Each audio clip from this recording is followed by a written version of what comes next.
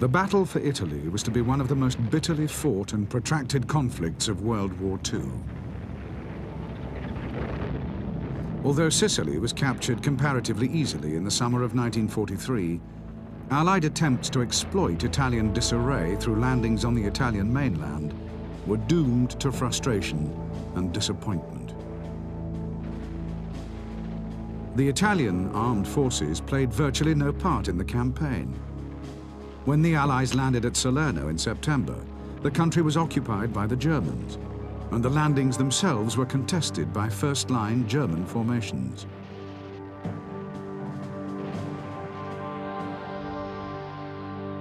The battle for Salerno was only the first in a series of battles fought between the Allies and the Germans in southern Italy. The country was ideal terrain for defense, mountainous, rugged, and scored by deep ravines and fast-flowing rivers.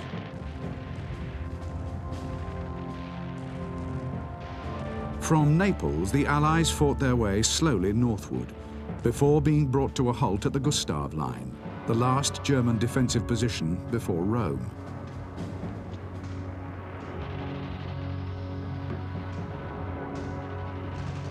From December, the front remained deadlocked, despite several offensives and landings behind the Gustav Line at Anzio.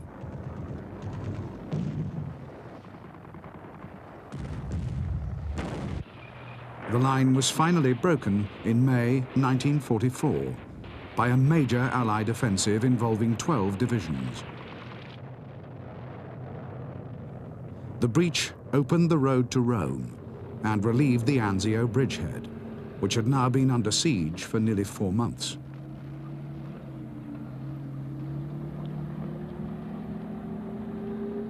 The capture of Rome in early June effectively brought the campaign to an end.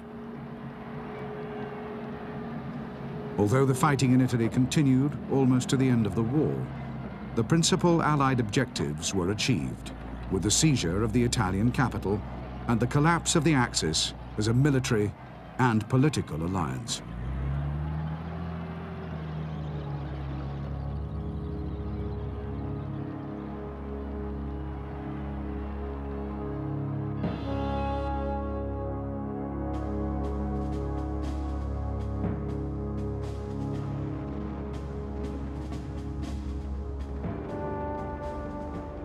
In November 1942, Italian ambitions to dominate the Mediterranean and to carve out an empire in Africa suffered a paralyzing blow. At El Alamein, the British Eighth Army comprehensively defeated a combined German-Italian army, destroying several Italian divisions and sending the remnants in full retreat through Egypt to Libya. In the same month, British and American forces landed in the French North African territories of Morocco and Algeria. The landings were only seriously contested by French naval units defending Oran and Casablanca. When these were defeated, further French resistance soon came to an end.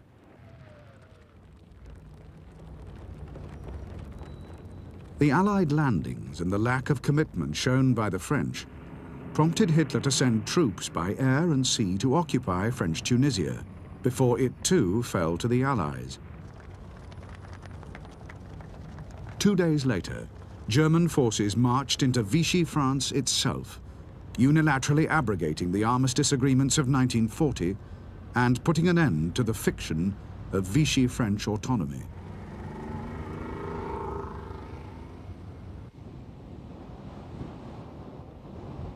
In December, rain and mud brought the fighting in northwest Africa to a halt and allowed the Germans to consolidate their hold over all the principal Tunisian ports and airfields.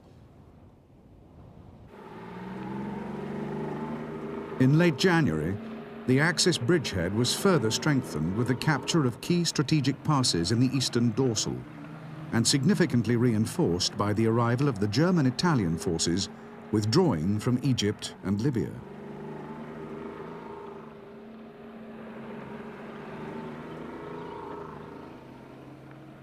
In February, these forces combined to launch an attack against the American Second Corps, holding the most southerly sector of the Allied line.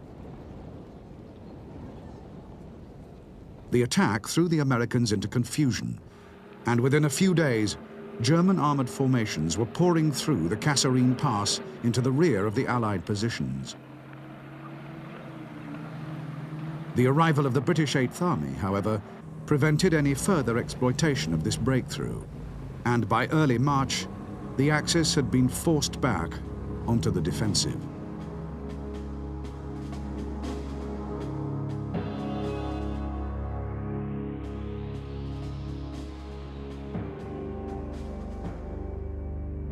In mid-March, the Axis front line in the west lay along the crest of the eastern dorsal, and in the south, between the Matmarta Hills and the coast.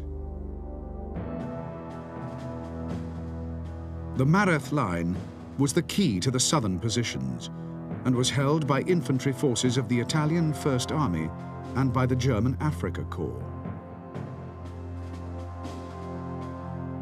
On March the 20th, Allied attacks were launched in 3 sectors: against the Mareth line by 8th Army's infantry, west of the Matmarta Hills by a mechanized battle group driving towards El Hamma, and in the center by a reinforced American Second Corps attacking through the southeastern dorsal. For 2 weeks, the Axis defenders fought stubbornly, falling back slowly and systematically. But in early April, the front began to disintegrate, and the remaining Axis forces fled to the north to form a new front centered on the port of Tunis.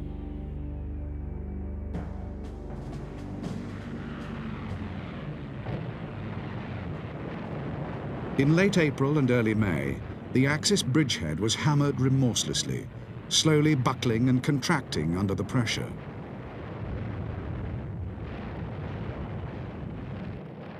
Although now clearly doomed, Hitler insisted that the bridgehead be defended to the last. These orders merely ensured that the battle was prolonged unnecessarily, that no attempt was made to evacuate men and equipment to Italy, and that the Allied victory, when it came, was complete and overwhelming.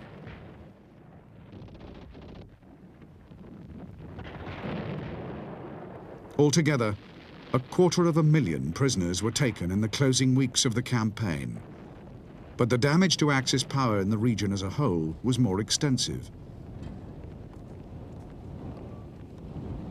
In attempting to supply and support the bridgehead, the Italian Air Force and Navy had suffered heavily, as had the Luftwaffe, and the cumulative damage, combined with the loss of North Africa, had fundamentally transformed the balance of power in the Mediterranean in favor of the Allies.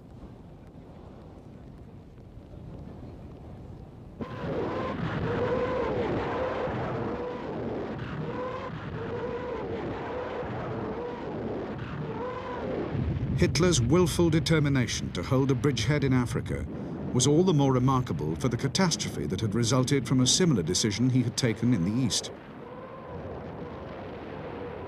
When the powerful German Sixth Army was trapped in Stalingrad in the winter of 1942, he had forbidden a breakout attempt and instead insisted that the army hold its positions until it could be relieved. From that point, the fate of Sixth Army was sealed. But by committing himself to such a reckless strategy, he placed his entire southern wing in jeopardy and inadvertently ensured the destruction of the Axis alliance as a military force.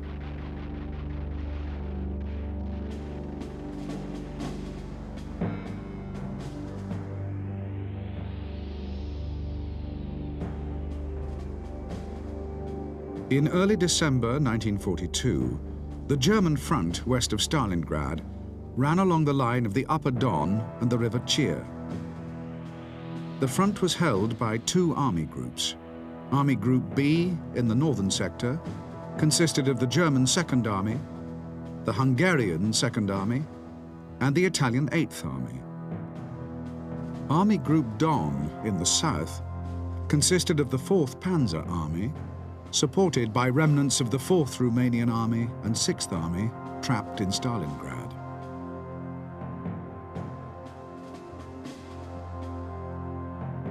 The Soviet forces in the sector were deployed in 4 fronts. The Don and Stalingrad fronts, separating 6th Army from the rest of Army Group Don, and the Voronezh and Southwest fronts, facing Army Group B. In December and January, while 6th Army was slowly strangled in Stalingrad, the Soviet forces in the northern sector attacked across the Upper Don, demolishing in turn the Italian 8th Army and the Hungarian 2nd Army. These operations tore huge gaps in the front line and threatened a massive encirclement of the remaining Axis forces in the south. By the end of the month, these forces had fallen back to the Donets, abandoning 6th Army together with all the territory won in the previous year.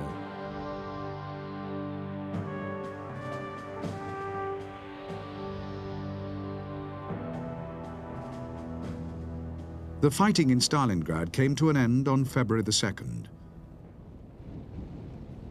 Of the 320,000 German soldiers cut off in the encirclement, only a little over 100,000 remained to be taken prisoner. Most of the rest had been killed or had died slowly of frostbite and starvation. The loss of 6th Army in its entirety was a disaster for Germany, but the damage inflicted on the Axis was irreparable. Between November 1942 and February 1943, 3 Axis satellite armies had been utterly destroyed, and a 4th so badly damaged that it was soon disbanded.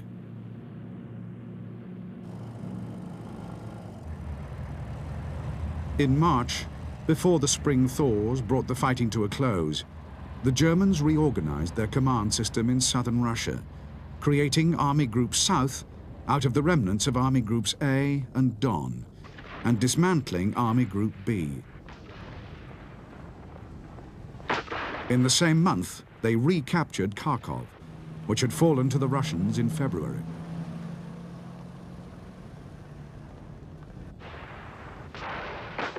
By the end of March, the front had stabilized. Both sides were exhausted and needed time to regroup and consolidate. But for Germany, the future was now bleak. Defeats in the East and in Africa had plunged the Axis into disarray and transformed Hitler's war of conquest into a battle for survival.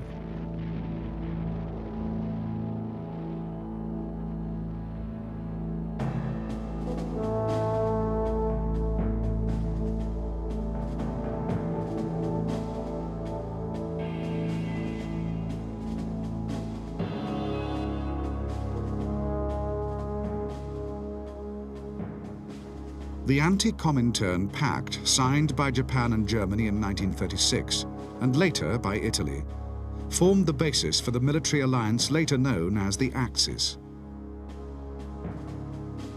A state visit by Hitler to Rome in 1938 further strengthened the bond between Italy and Germany and helped prepare the ground for the military adventures of 1939.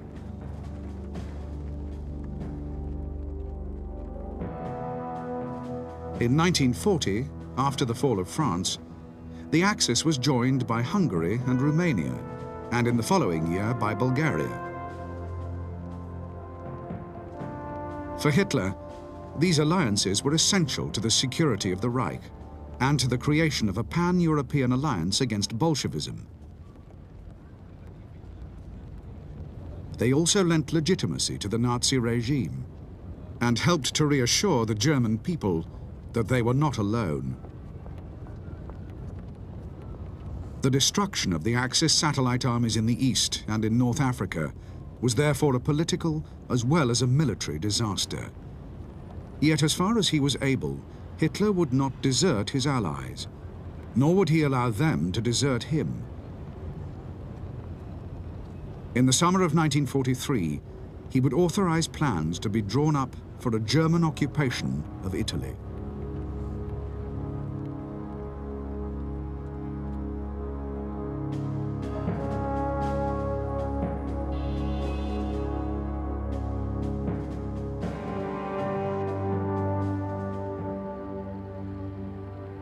In August 1941, Mussolini dispatched 3 Italian divisions to fight alongside those of Germany, Hungary, and Romania in the Soviet Union. In the same month, he traveled with Hitler to Brest-Litovsk to survey the devastation wrought on the Red Army during the battles on the frontier. Mussolini was impressed and fully accepted Hitler's assurance that the war in the East would be over by the spring of 1942. A year later, there were 10 Italian divisions fighting in Russia, and little prospect of a decisive victory in the foreseeable future. In Egypt, the German-Italian Panzer Army had been stopped in its tracks and forced onto the defensive. By now, Mussolini's fortunes and those of Italy herself were entirely dependent on those of Germany. The disasters that befell the Axis between November 1942 and May 1943 were therefore felt most heavily by Italy. All 10 Italian divisions in the east were destroyed, and a further 14 were lost in North Africa. Italian patience was wearing thin. In the summer, Mussolini would be deposed in a vain attempt to extricate Italy from the war.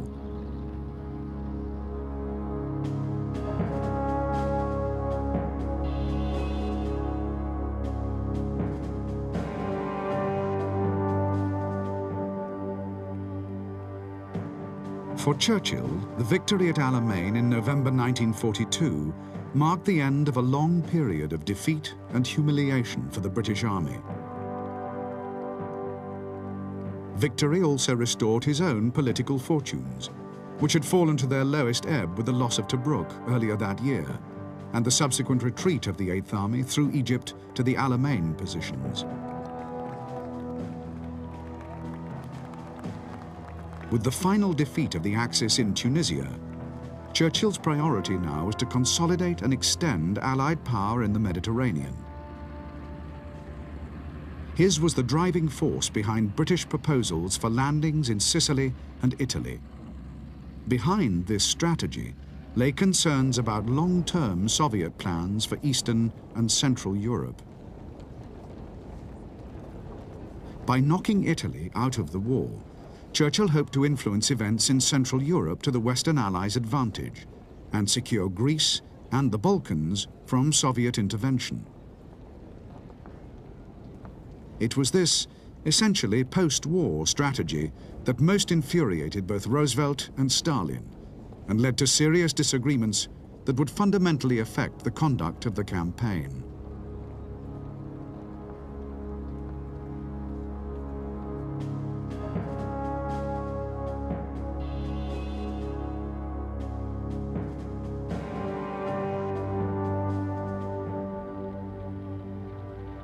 The series of setbacks suffered by the Americans in North Africa, culminating in the rough handling of the American Second Corps in central Tunisia, was a sobering experience for American planners and for Roosevelt. British doubts about the combat readiness of American troops and the tactical abilities of American commanders had been fully borne out by events. As a result, Roosevelt's position was to a certain extent undermined, and his preferred strategic priority, an early attack on the French coast, was quietly postponed in favor of the British proposal for an invasion of Italy.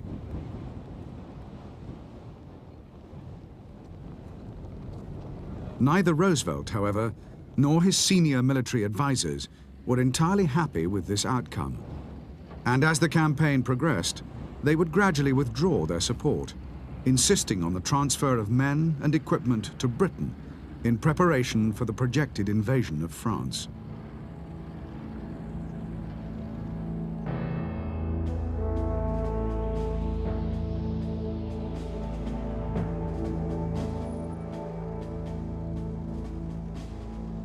The possibility of an invasion of Sicily was first raised in London at a meeting of the Joint Chiefs of Staff in the summer of 1942.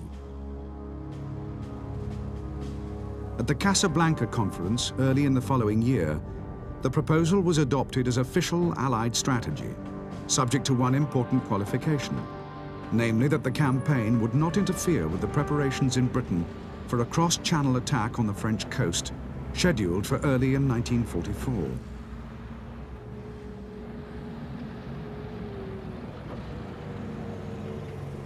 Although initially opposed to the idea and doubtful of the military value of such an operation, American planners were conscious of the need to maintain the momentum built up in North Africa.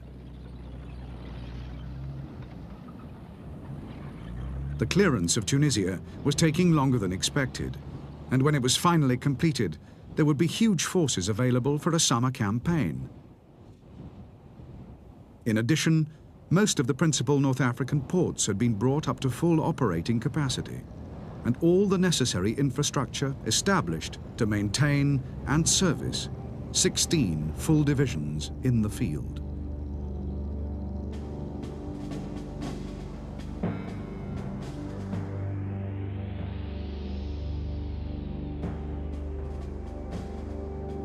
For the British, Sicily was a tempting target.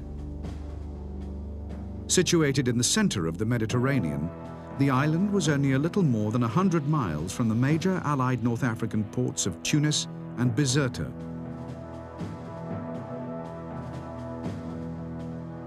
Airfields on the Tunisian plain, along with others on the North African coast, would ensure adequate tactical air support for an invasion attempt, while those on the islands of Malta and Pantelleria would provide virtually constant fighter cover. Possession of these islands also provided the Allies with comparatively secure sea lanes for the final approach of the invasion convoys. If Sicily was captured easily, follow-up operations could be mounted across the Strait of Messina, or even, in the event of an Italian collapse, higher up the peninsula.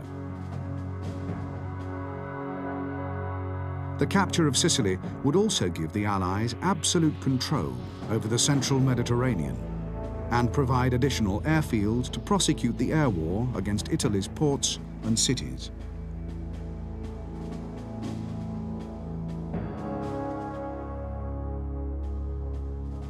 The assault landings were to take place in two sectors: south of Syracuse on the east coast by the British 8th Army, and between Licata and Scoliti on the south coast by the American 7th Army.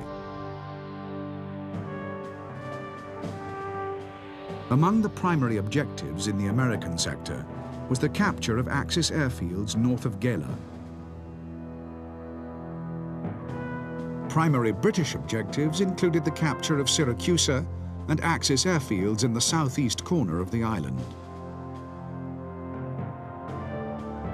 Once the beachhead was established, the important east coast ports of Augusta and Catania were to be taken, along with a further group of airfields to the west.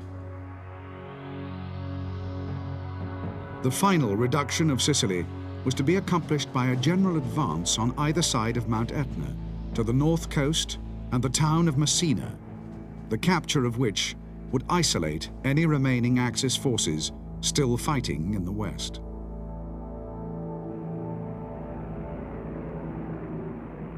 During the spring of 1943, while these plans were being refined and the invasion force assembled and trained, Allied air power was employed against targets in Italy and Sicily.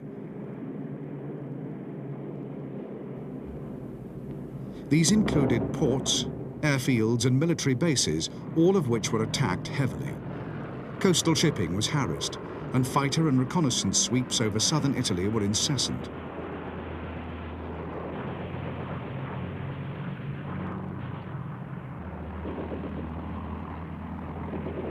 The underlying objectives of the air plan, in addition to ongoing reconnaissance, were the destruction of the Luftwaffe and the Italian Air Force in the south, the isolation of Sicily by strategic and tactical bombing of the island's communication links, and the steady erosion of Italian morale by systematic attacks on the island's defences.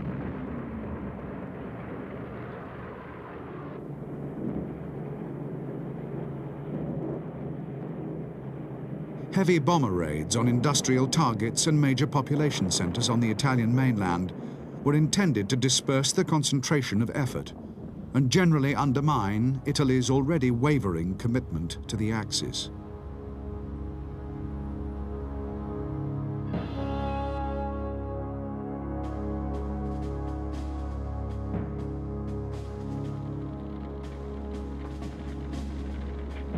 After Stalingrad, Hitler's main priority was to strengthen his position in the east. With the recapture of Kharkov, Army Group South had halted the rout of Axis forces from the Don steppe and anchored the front along the line of the Donets.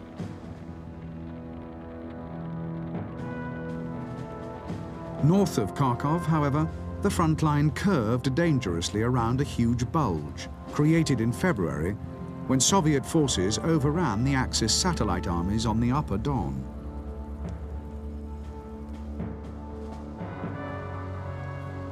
Yet the Wehrmacht was no longer the force it had been in 1941, when 3 million men had stormed through the Soviet Union to within 20 miles of Moscow. Nor was there any possibility in the near future of a return to Stalingrad or Moscow. The task for the Wehrmacht in 1943 would be to straighten the line in the east through a series of limited offensive operations in preparation for a long war of attrition.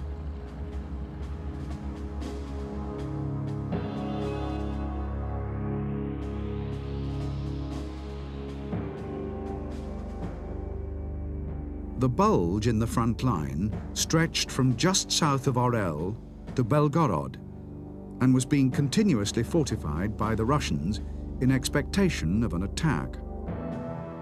Hitler's plan was to mount concentric offensives from the north and south towards the city of Kursk in the center of the salient. The attack in the north would be spearheaded by the 9th Army, heavily reinforced from Army Group Center's reserve. The attack in the south would be led by the 4th Panzer Army, supported by the 8th Army, both part of Army Group South. The objective of the campaign was to pinch out the salient and isolate the Soviet forces west of Kursk. This would, it was hoped, deal a damaging blow to the Red Army, and by straightening the line, enable the Wehrmacht to go over to the defensive, releasing men and formations for service in the West.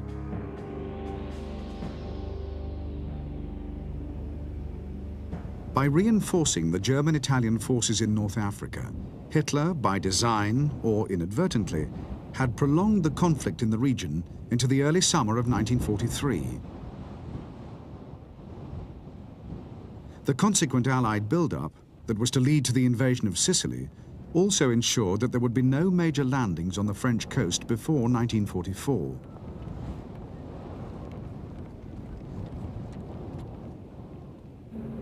With France safe from attack for another year, Hitler could devote most of his dwindling resources in the West to the defense of southern Europe.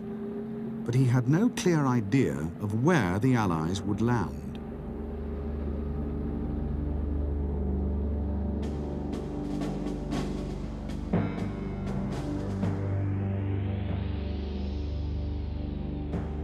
Despite the concentration of air attacks in southern Italy, there were indications that the main Allied landings would take place in Greece or in Sardinia. Greece was garrisoned by an Italian army of occupation, recently reinforced by the 1st Panzer Division, transferred from France. In Italy, there were 3 armies, one of which, the 6th, was wholly concentrated in Sicily. 6th Army was supported by 2 German divisions, the 15th Panzer Grenadiers and the Hermann Göring Panzer Division. In Sardinia, the Italian garrison was supported by the 90th Panzer Grenadiers, and in nearby Corsica, the 16th SS Panzer Grenadiers were forming up. In northern Italy, Hitler established German Army Group B, with a further 3 German divisions to coordinate all German forces in Italy.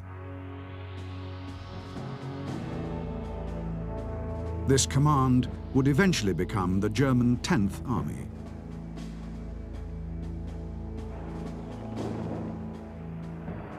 These, then, were the principal forces available to Hitler on the eve of the Allied attack. He had little confidence in his Italian ally and expected his thinly spread German formations to intervene quickly and decisively wherever the landings took place.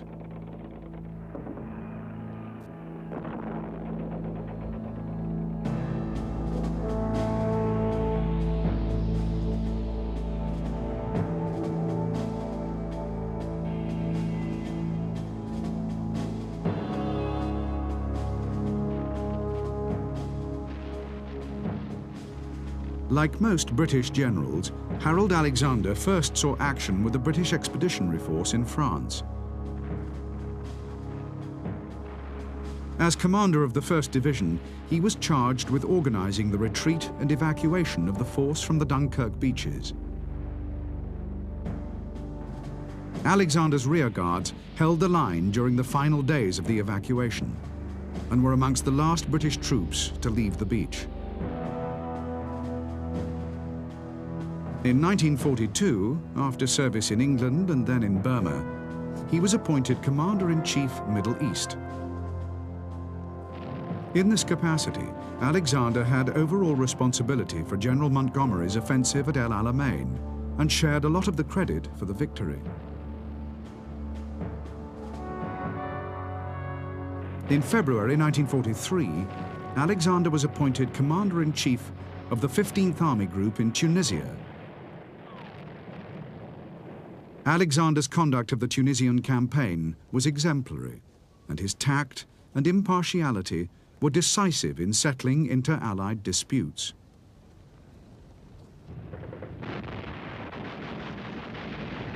In the final weeks of the Tunisian campaign, Alexander used his material superiority to bring to battle all the component forces of the military alliance. This ensured that the victory honors were shared equally, and that untested formations were given valuable battle experience in preparation for future campaigns on the continent of Europe.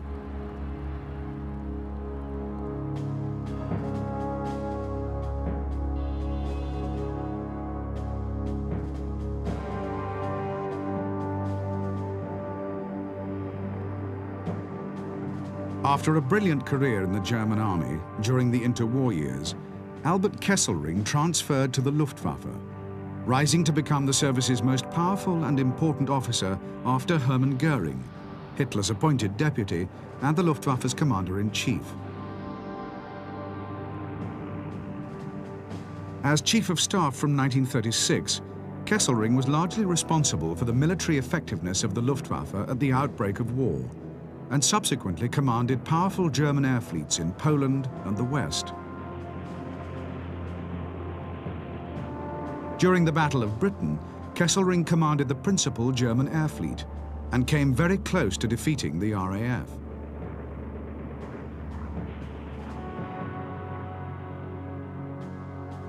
In 1942, Kesselring was promoted to Field Marshal and appointed Commander-in-Chief South, with overall responsibility for all German operations in the Mediterranean and North Africa. Kesselring's unique understanding of both air and ground forces enabled him to coordinate their use properly, achieving results sometimes quite out of proportion to his limited resources. This was particularly true in Tunisia, where the Luftwaffe held tactical air superiority for much of the campaign.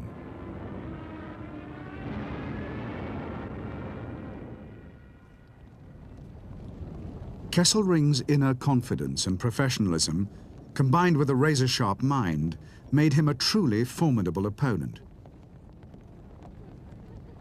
In Italy, commanding both ground and air forces, he would conduct a faultless campaign, gradually withdrawing northwards and exacting a huge price for every Allied gain.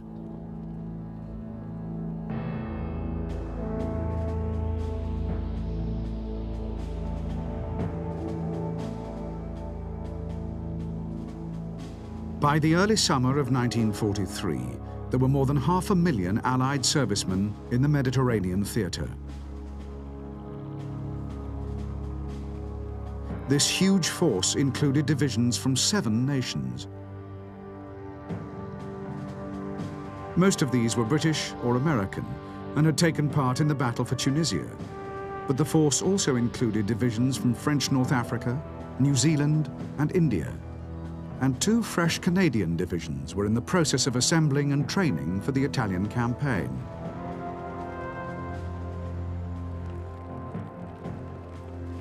A Polish corps of 2 divisions was also being formed. Most of its recruits had suffered imprisonment in the Soviet Union following the defeat and division of Poland in 1939.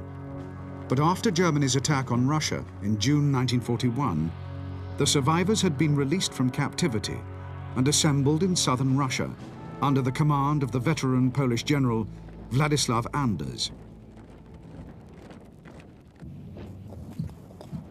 From there, they had made their way south across the Russian frontier, first to Persia and then to Iraq.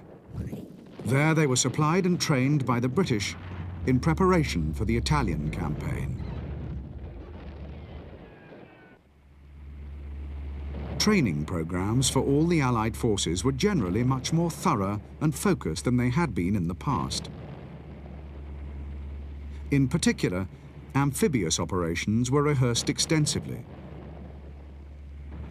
Many of the setbacks suffered by the Allies in French North Africa had been due to inadequate preparation and poor training. Boat handling and assault landings in Morocco and Algeria had been dangerously flawed. More than 50% of the assault boats had been lost on the first day, and only the quick capitulation of the French defenders had prevented a catastrophe. By comparison, the naval forces had performed superbly, and naval gunfire in support of ground forces had been much more effective in North Africa than Allied planners had expected. For the invasion of Sicily, by far the most hazardous enterprise yet undertaken by the Allies, adequate naval support would be essential, and a force of more than 250 warships would be employed to cover and support the landings.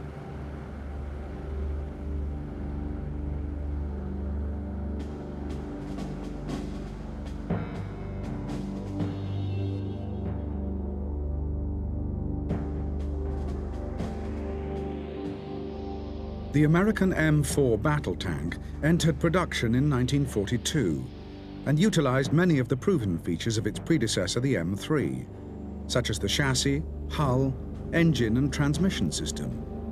But the 75mm gun was mounted in a fully traversable turret with a consequent height reduction of 15 inches.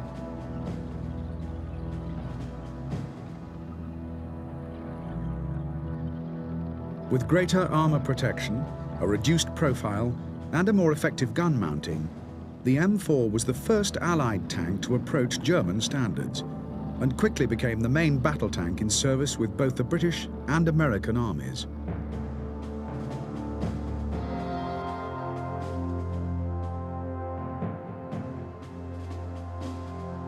The personal weapon of the British soldier for most of the 20th century was the Lee Enfield service rifle. The Mark V was an improved version of the model that had served the British Army throughout World War I and retained much the same basic design. The magazine held 10 rounds, which were loaded in clips of 5, and the adjustable sights gave it a remarkably high degree of accuracy. The weapon was also easy and cheap to mass produce, and was sturdy and reliable in service.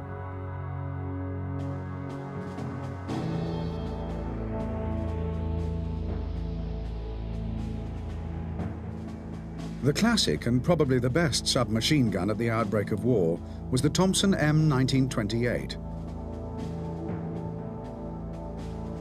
A simplified version, however, the M1, was quickly designed for wartime production. The M1 retained the principal advantages of its predecessor, while dispensing with some of its more expensive refinements. Although still a comparatively costly weapon, the M1 was produced in huge numbers to service an almost insatiable demand by America's allies for an effective and reliable light automatic weapon.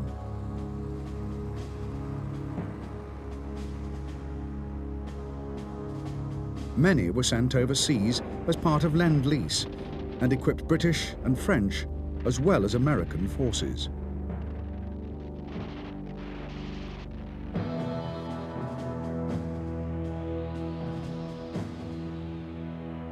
The best light machine gun of World War II was based on a Czech design of the early 1930s and entered service with the British Army in 1938 as the Bren gun.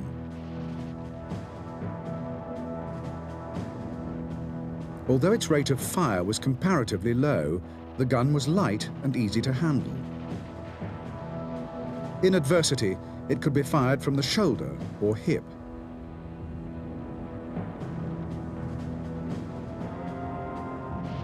The versatility of the weapon, combined with its accuracy and reliability, made it ideal for infantry fire support at platoon and section level, and equipped most British Commonwealth and Dominion forces throughout the war.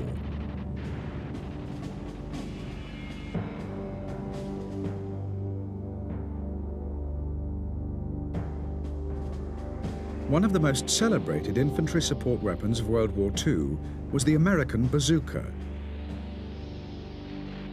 Officially known as the M1 rocket launcher, the weapon was operated by a two-man team and fired a fin-stabilized projectile with a shaped charge warhead.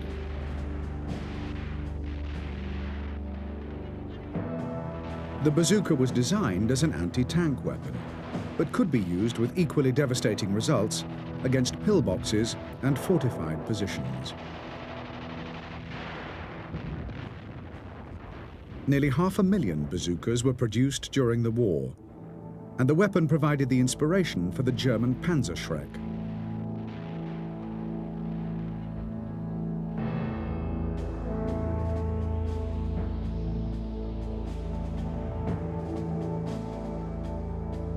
Victory in North Africa had given a valuable boost to Allied morale. For the British, the Battle of Alamein had marked a turning point, and the advance west through Egypt and Libya had restored the British soldiers' sense of confidence and pride.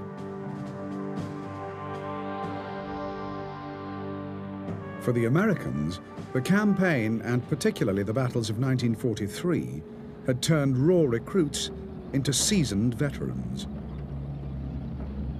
They had been tested in the most adverse conditions against some of the best and most experienced formations in the German army, and after early reverses had recovered well and fought with skill and courage.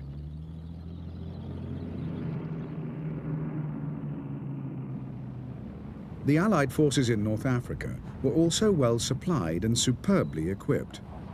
Their tanks, although slightly inferior to the best German machines, were vastly more numerous, and their infantry weapons were amongst the best in the world.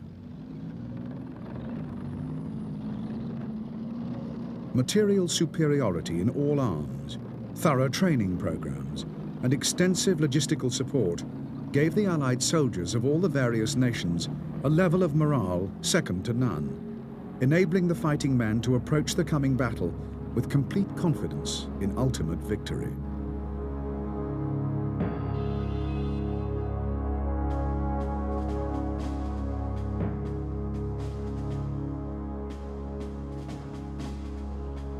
While the battle for North Africa was still unresolved, the principal German presence in Italy consisted of Luftwaffe units committed to holding open the sea lanes between Italy and the few North African ports still in Axis hands.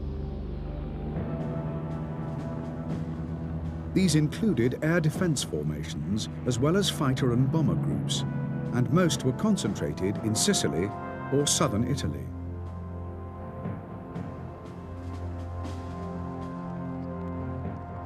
In the summer of 1943, however, when the North African campaign came to an end, Hitler began reinforcing southern Europe with a few carefully selected German formations, and earmarked others for immediate transfer in the event of an invasion.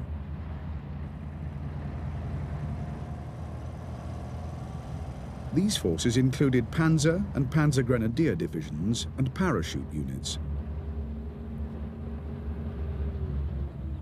The Panzer divisions were amongst the best available and were equipped with a mixture of medium and heavy battle tanks.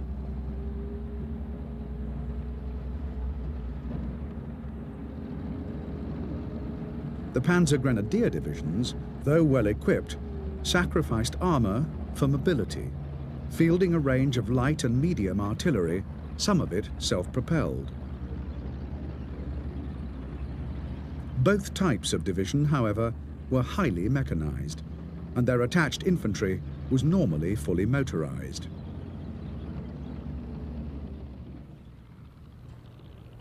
The parachute units, on the other hand, were equipped only with light weapons, but their training was of the highest quality, and their combat experience was particularly suited to an Italian campaign. Like all airborne forces, German parachute troops were selected for their fitness and aggression. Their training program was more intense than most other soldiers, and more was expected of them.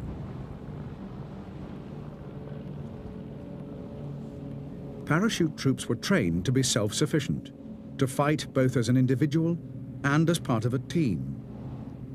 As lightly armed assault troops, they would need to show a high degree of initiative, combined with speed and aggression. As a rapid reaction force in defense, these qualities would make them formidable opponents, particularly in the difficult conditions and mountainous terrain of mainland Italy.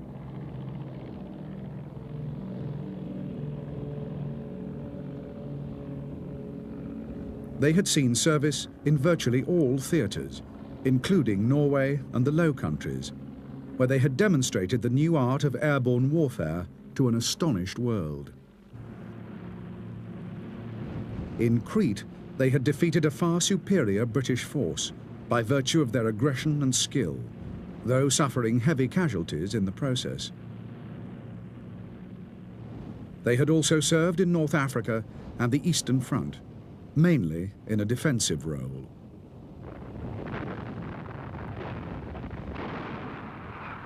In July, the 1st Parachute Division was training in the south of France and was ready for immediate deployment, wherever the Allies should land.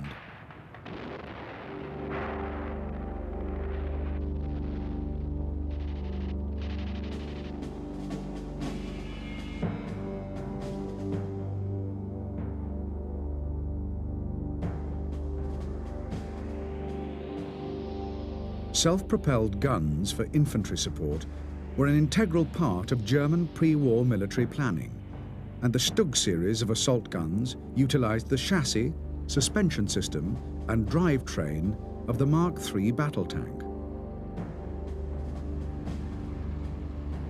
Dispensing with the turret reduced the weapon's profile significantly, and at the same time allowed armor thickness to be increased. From 1942, the series mounted a 75mm assault cannon, capable of engaging tanks as well as field targets, and protection was further increased with the addition of extra armor.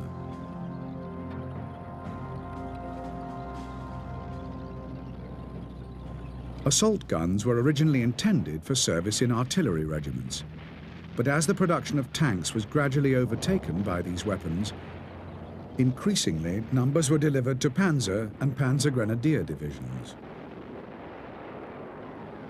When the Mark III battle tank was discontinued in 1943, production was switched entirely to the assault gun, and more than 10,000 were eventually produced.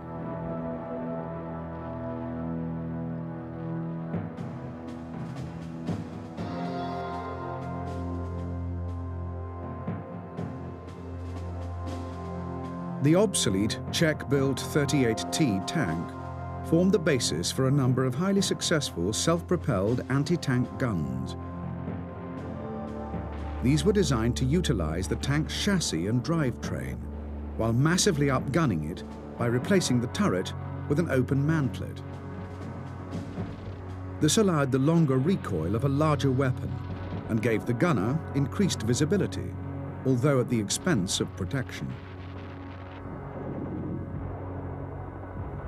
From 1942, they fulfilled an important role as auxiliary tank destroyers attached to mobile forces and were best employed in defense or in ambush.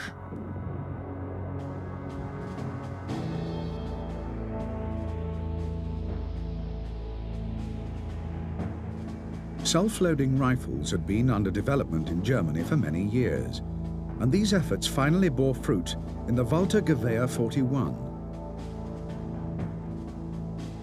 The automatic bolt was operated by muzzle gases deflected back onto an annular piston.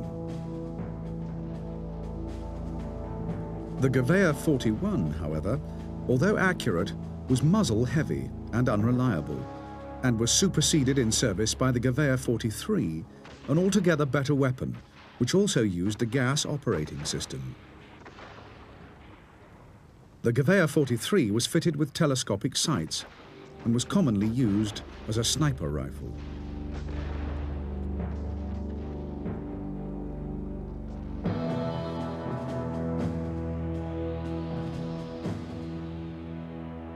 The MG-34 was the first true general-purpose machine gun.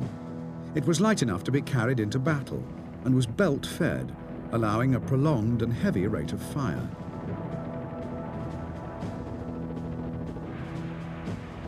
The weapon was superbly crafted and had a dual-action trigger, giving the gunner the option of full or semi-automatic fire. The bipod could be positioned either at the end of the barrel for accuracy or near the breech for ease of maneuver. The weapon could also be mounted on a tripod frame, and the air-cooled barrel was easily and quickly changed, giving the gun the capability and performance of a heavy machine gun.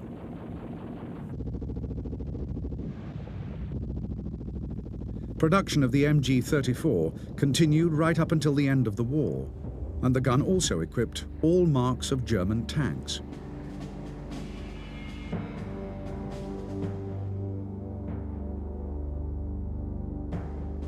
The standard German mortar throughout the war was an 80mm weapon, simply constructed and cheap to produce.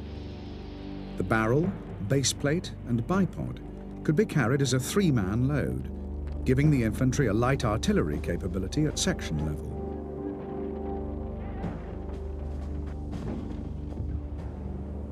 The weapon had a well-deserved reputation for accuracy, and in the hands of an experienced mortar team, could be employed to devastating effect in both an offensive and defensive role. Mortars caused more casualties amongst British and American troops than any other enemy weapon.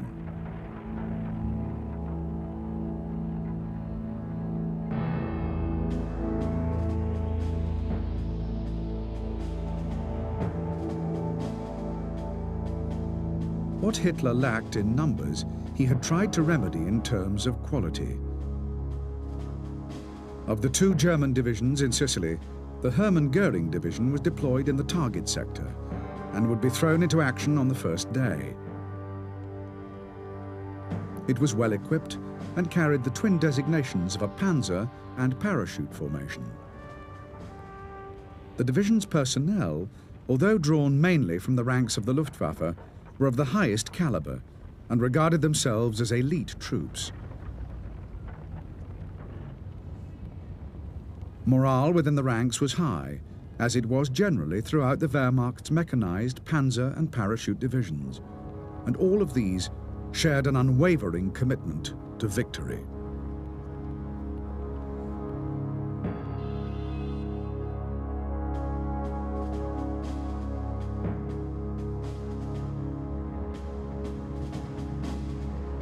While these deployments were taking place in southern Europe, the vast bulk of the Wehrmacht's offensive power was being concentrated in the east for the coming battle of the Kursk salient. A shortage of armor and equipment had caused the attack to be postponed 3 times, giving the Russians time to prepare their defenses and squandering the advantage of surprise. The build-up of force by both sides was enormous, and the Germans had committed most of their armor to the battle, including almost all of their heavy tanks.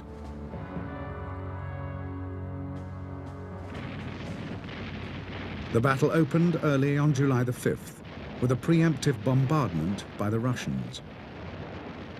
When the German attack began at dawn, they were already partially disorganized and made slow progress. Within 2 days, the northern attack by the German 9th Army had come to a virtual standstill after gaining only a few miles, while the 4th Panzer Army, attacking in the south, was becoming bogged down in increasingly desperate fighting.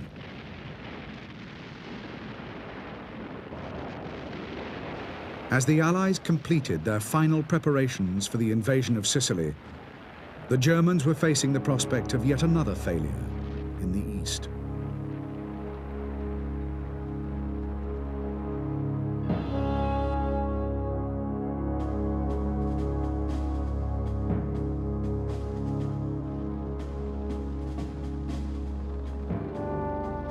In early July 1943, while the Allies were completing their final preparations for an invasion of Italy, the Wehrmacht was fighting a critical battle of attrition with the Red Army on the Eastern Front.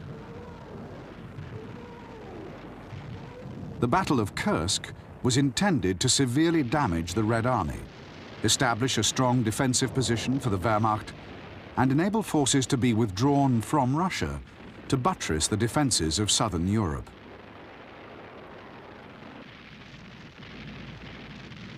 The battle had begun badly, with a preemptive Soviet artillery barrage, and had quickly become a slogging match in which the Wehrmacht could ill afford to become embroiled. Although German tactics and weapons were superior to those of the Red Army, the Red Army's seemingly inexhaustible reserves of manpower and material gave it greater endurance.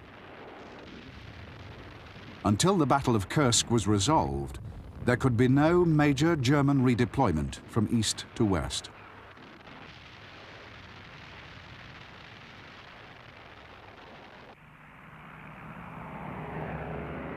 Meanwhile, from bases in North Africa, the Allies continued to prosecute the air war against Italy. Italian morale had already been gravely undermined by the loss of North Africa and the destruction of the Italian 8th Army on the Eastern Front. If the pressure was kept up by airstrikes and by landings in southern Italy, Allied commanders believed that Italian morale might collapse completely, leading to the defection of Italy from the Axis and a general capitulation.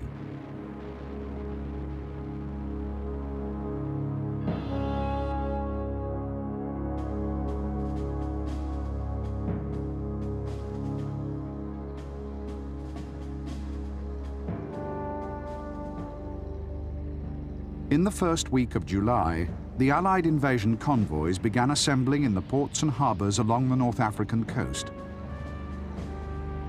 In addition to more than 250 warships, the invasion fleet would consist of a further 2,000 vessels. Mainly, these were merchant ships carrying supplies and equipment, landing ships carrying troops, tanks, and vehicles, or assault craft of a variety of types.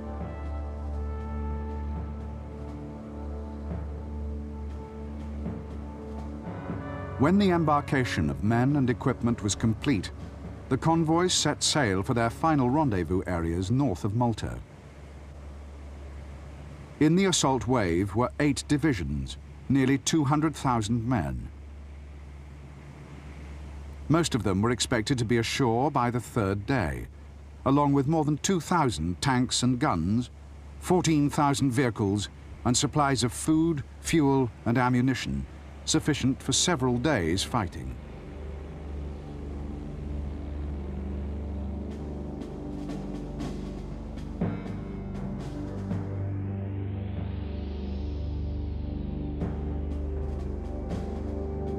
The invasion and conquest of Sicily was to be carried out by two Allied armies, both part of General Alexander's 15th Army Group.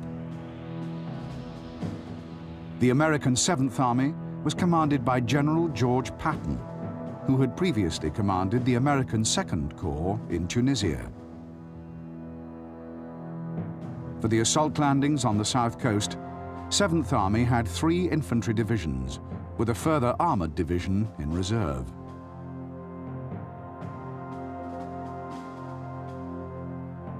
The British 8th Army was commanded by General Bernard Montgomery, who had proved himself in North Africa one of the most able field commanders of the war. Landing in the southeast corner of Sicily, Montgomery had 4 divisions, 2 of which, the 50th and the 51st, were veterans of the North African campaign.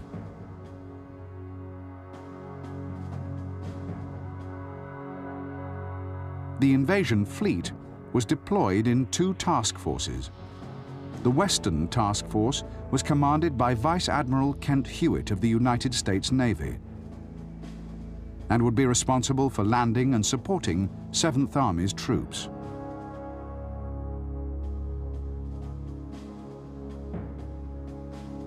The Eastern Task Force, assigned to the British landings, was commanded by Admiral Sir Bertram Ramsay, mastermind of the Dunkirk evacuation and the Royal Navy's foremost expert on amphibious operations.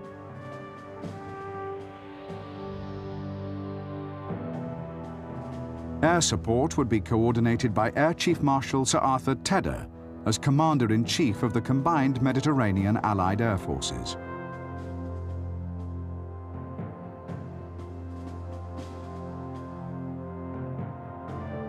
The principal Axis formation in Sicily was the Italian 6th Army, commanded by General Alfredo Guzzoni.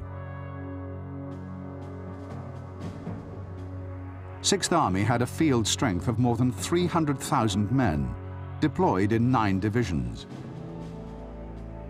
Most of these, however, were garrison commands, poorly equipped, ill-trained, and of low fighting value. The main striking force on the island was the 14th Panzer Corps, consisting of the 15th Panzer Grenadiers and the Hermann Göring Panzer Division. The 14th Panzer Corps was under the administrative command of Lieutenant General Fridolin von Senger, who was also the German liaison officer with General Guzzoni's 6th Army.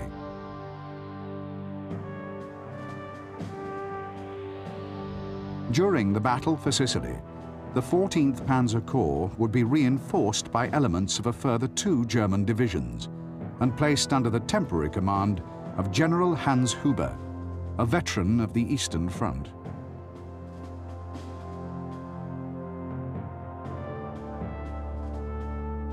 Air support for the Axis forces in Sicily would be provided mainly by the German 2nd Air Fleet, which was now under the command of Field Marshal von Richthofen. 2nd Air Fleet had extensive bases in Sicily and southern Italy, and still possessed several hundred serviceable aircraft.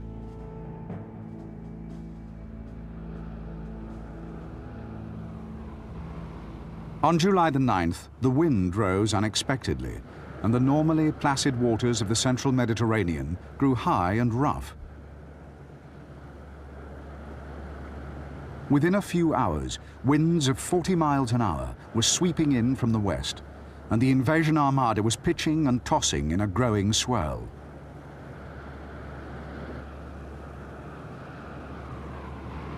Although the British landings on the east coast would be sheltered from the worst effects of the weather, the American landings, if conditions persisted, would have a dangerous combination of crosswinds and high waves.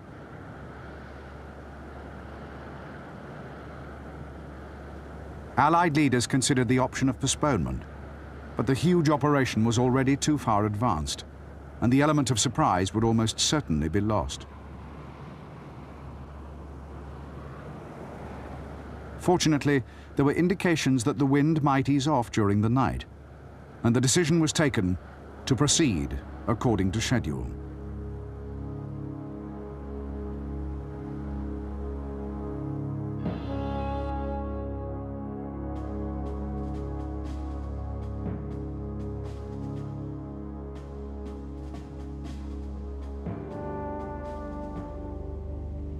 When the Allied invasion fleet approached the Sicilian coast in the early hours of July the 10th, the high winds which had bedeviled its passage from Malta had diminished to no more than a strong breeze. Hoping for surprise, the naval guns remained silent as the assault boats crept shoreward. Then, while still dark, they erupted in fury, pulverizing the coast in response to distant enemy artillery and machine gun fire.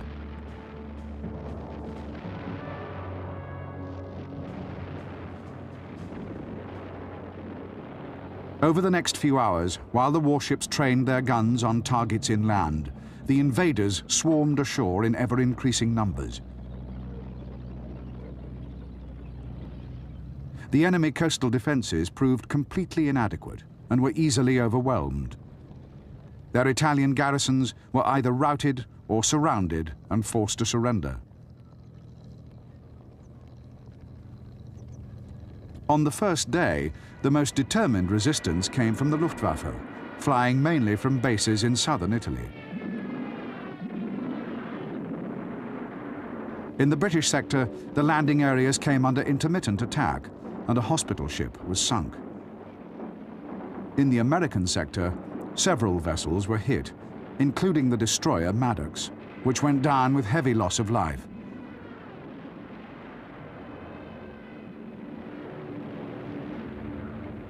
These attacks persisted throughout the first 2 days of the landings, before Allied air superiority over the beaches could be properly established.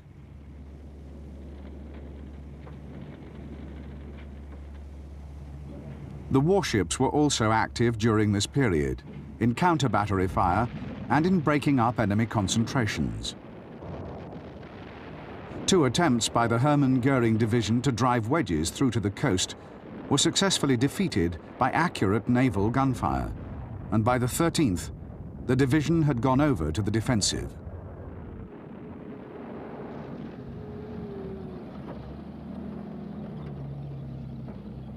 For the Allies, the initial stages of the campaign were marked everywhere by astonishing successes.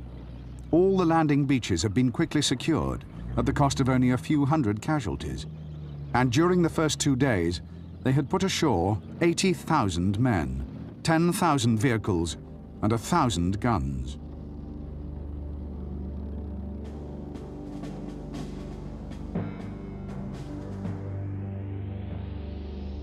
By the 15th, the Allies had secured a firm lodgment in southern Sicily. In the British sector, Siracusa had been captured with its port facilities intact on the first day, and Augusta had been taken on the 13th. From Licata, Gela, and Scoglitti, the Americans had advanced between 15 and 50 miles inland, clashing first with the Hermann Goering Division and then with the 15th Panzer Grenadiers. Several Axis airfields had been captured and would soon be pressed into service as bases for Allied close support squadrons.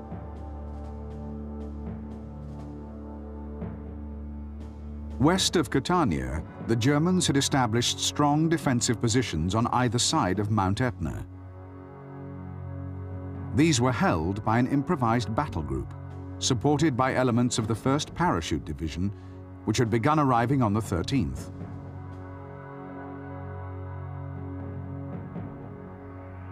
On the 16th, Kesselring appointed Huber as commander of the 14th Panzer Corps, comprising all German formations in Sicily and Luftwaffe flak batteries guarding the Strait of Messina.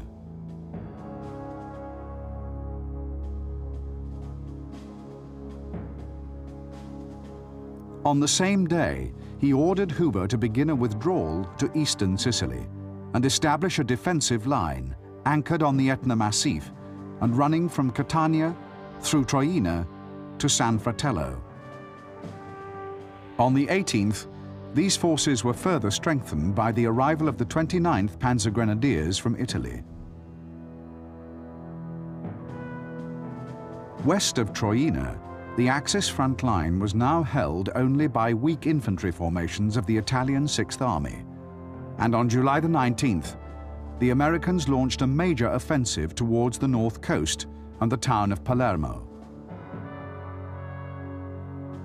Within 4 days, all resistance had collapsed, and the whole of western Sicily had fallen into Allied hands.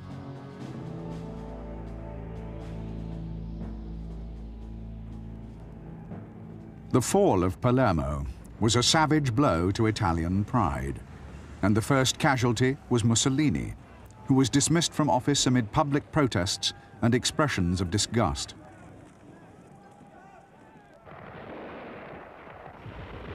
In Sicily, however, the Allies were making only slow progress.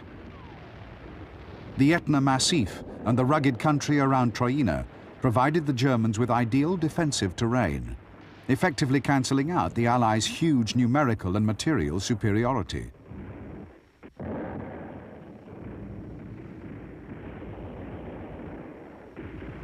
The battle for the Etna line was to be only the first in a series of battles fought in Sicily and Italy, in which the Allies would find their progress severely hindered by a combination of difficult terrain and brilliant German defensive tactics.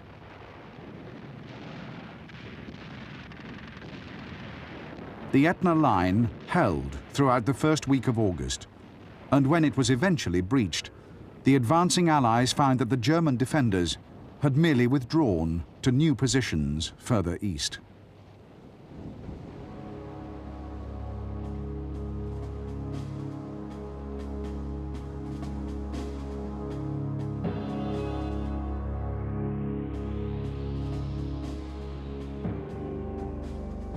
When they abandoned the Etna line, the Germans withdrew only a few miles, anchoring their new positions on the town of Cesaro.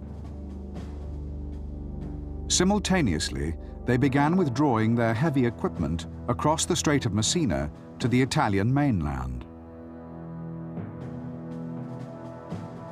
On August the 10th, the headquarters of the Italian 6th Army was relocated to Reggio, leaving the defense of northeast Sicily to Huber's 14th Panzer Corps.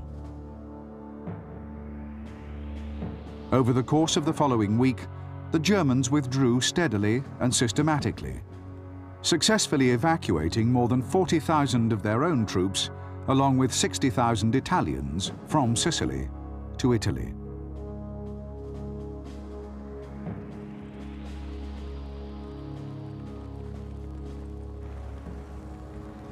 The conquest of Sicily netted the Allies nearly 150,000 Italian prisoners, but very few Germans. The campaign in many respects had been a resounding success, in others a disappointment. Italian resistance had proved far weaker than anyone had anticipated, and the Italian navy had not even left port, despite repeated German requests for assistance. Indeed, the contribution of the Italian armed forces to the defense of Sicily had been virtually negligible, encouraging the impression that Italy herself might be a hollow shell. But the Allies had suffered heavily at the hands of experienced German formations, who had retained the initiative to the end, conducting a phased retreat and escaping almost unscathed.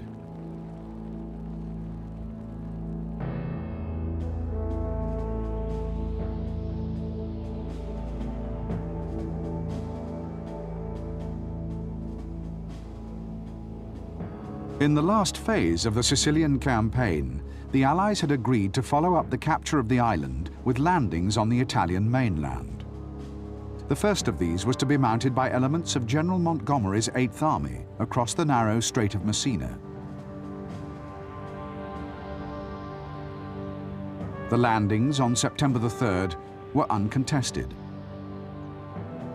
The Germans had prudently withdrawn the previous night, and the Italian coastal garrisons surrendered without firing a shot. As the British 8th Army advanced northwards along the toe of Italy, the American 5th Army, newly activated under General Mark Clark, was sailing for the Gulf of Salerno, 200 miles further up the coast.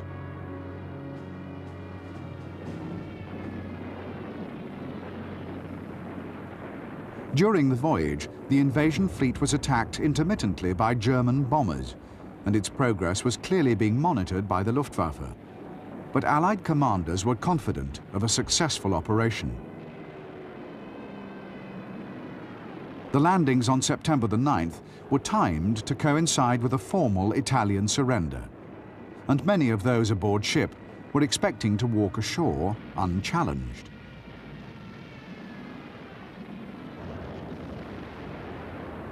Their confidence was soon to be rudely shaken. When the first assault craft hit the beaches, the invaders suddenly found themselves under heavy fire. In the preceding weeks, Field Marshal Kesselring had deployed elements of 8 German divisions in southern Italy and had moved quickly, seizing control of the country and disarming the Italian army.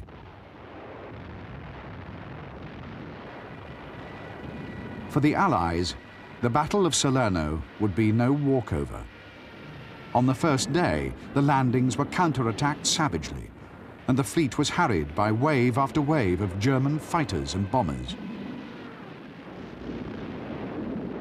While the assault troops swarmed ashore to seek safety and shelter behind the dunes, Kesselring was ordering reinforcements to the area for a full-scale assault on the beachhead.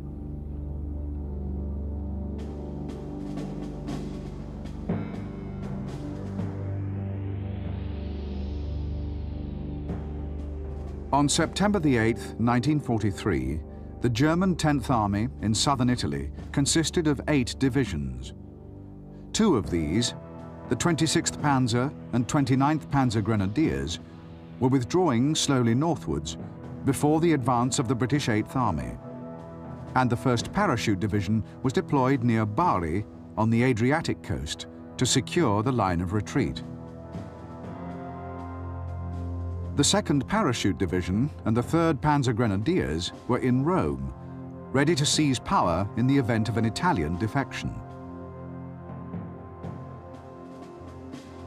The Hermann Göring Panzer Division and the 15th Panzer Grenadiers were refitting near Naples, leaving only the 16th Panzer Division at Salerno to face the American 5th Army's attack.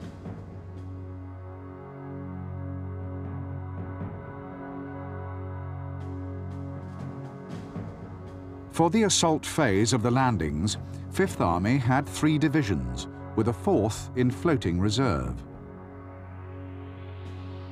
Their primary objective was to secure a firm lodgment and then drive north towards Naples, which they expected to enter on the 3rd day. 16th Panzer, however, was deployed on high ground, dominating the beachhead area and the main roads leading north.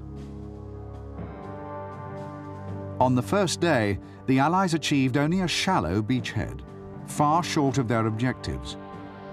16th Panzer, meanwhile, deployed its artillery in the hills overlooking the beachhead and sent units to fortify the mountain passes north of Salerno. During the first 3 days, the division's main striking force was employed in counter-attacking British penetrations towards Montecorvino airfield and the important road junction at Battipaglia.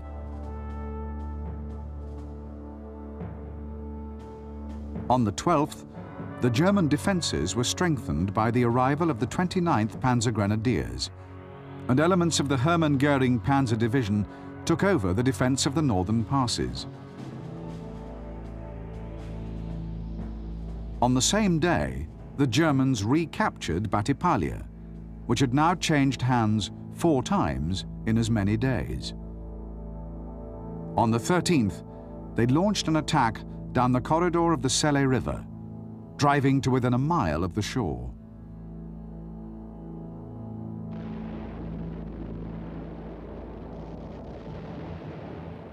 The main weight of the attack fell on the Americans, who were thrown into confusion and very nearly routed. Indeed, so serious was the situation in the American sector that plans were secretly drawn up for an emergency evacuation.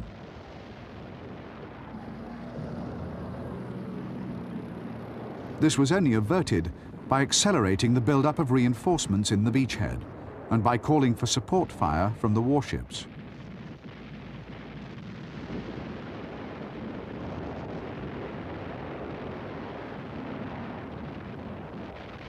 During these engagements, the fleet remained under almost incessant attack from the air. 2 cruisers and a battleship were crippled and forced to withdraw, and numerous smaller vessels were sunk, including a destroyer and several transports.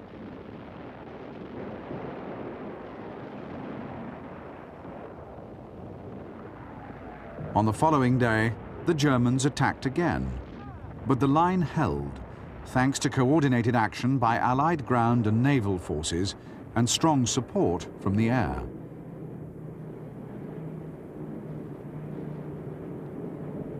Over a 24-hour period, Allied tactical and strategic aircraft flew nearly 2,000 sorties over the battle zone, dropping some 1,400 tons of bombs.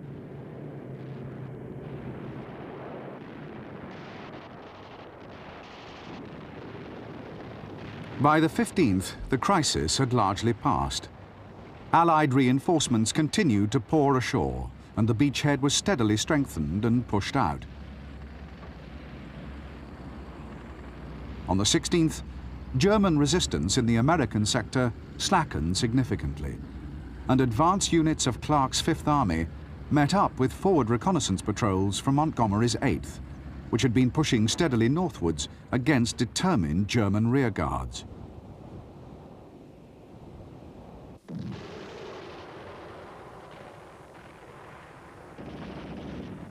North and west of Salerno, the British component of Fifth Army still faced strong resistance and occasional counterattacks, but it soon became obvious that these were mainly rearguard actions, and that the Germans were in the process of a phased withdrawal to the north.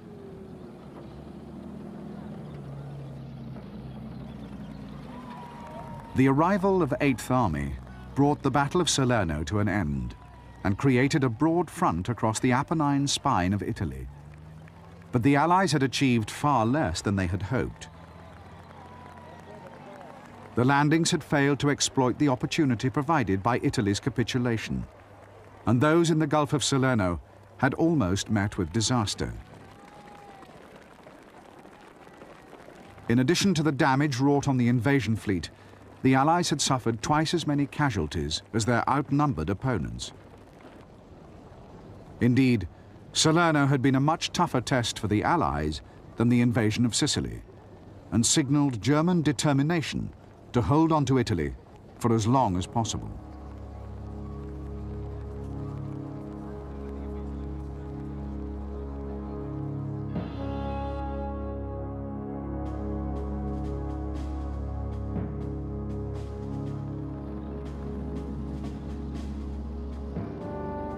From Salerno, the Allies made only slow progress, entering Naples on October the 1st, more than 2 weeks behind schedule.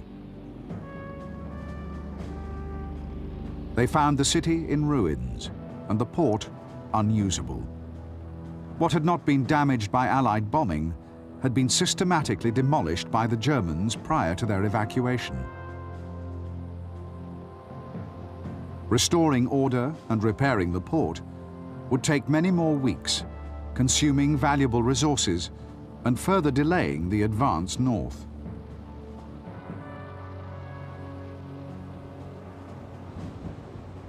Between Naples and Rome, the Germans had reconnoitred several lines of defense. Clark's Fifth Army reached the first of those on the Volturno River on October the 8th.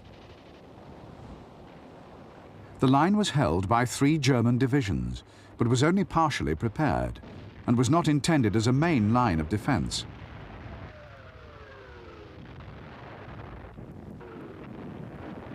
On the 16th, after a week of hard fighting, the Germans began falling back to another, hastily improvised and temporary line 15 miles to the rear.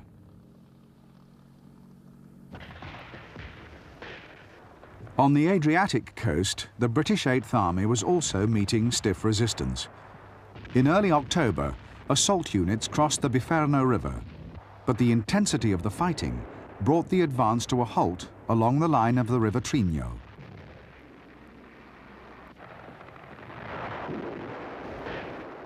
During November, the Germans continued to pull back in stages, trading ground for time and inflicting heavy casualties on the pursuing Allies. The various dislocations and delays to the Allied timetable were now being felt by the troops on the ground. The Italian winter was setting in, and heavy rain was swelling the numerous streams and rivers, most of which ran directly across the Allied line of advance.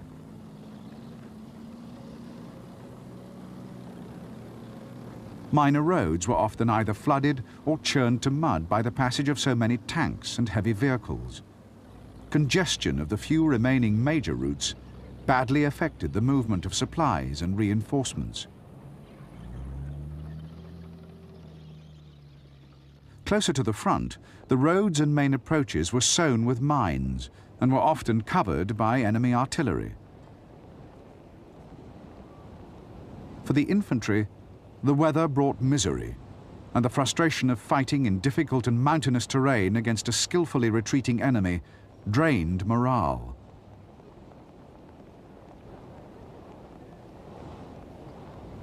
Compared to casualties from wounds, Allied soldiers actually suffered more heavily from sickness, including trench foot, an affliction not seen since the First World War.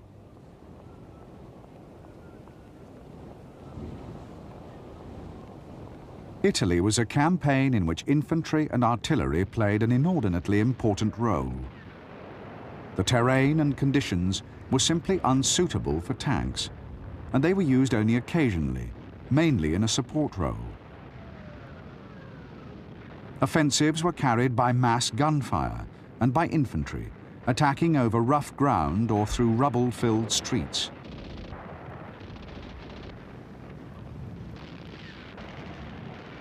During November and early December, the Allied infantry fought a series of such actions, evicting the Germans, sometimes at bayonet point, from their mountain redoubts and strongholds. On the Adriatic coast, 8th Army pushed across the River Trigno, and then the Sangro. West of the Apennines, 5th Army was inching its way into the mountains overlooking the plain of Naples. But in December, both forces were beginning to come up against the forward defences of the Gustav Line, the last and by far the most formidable of the German defensive lines south of Rome.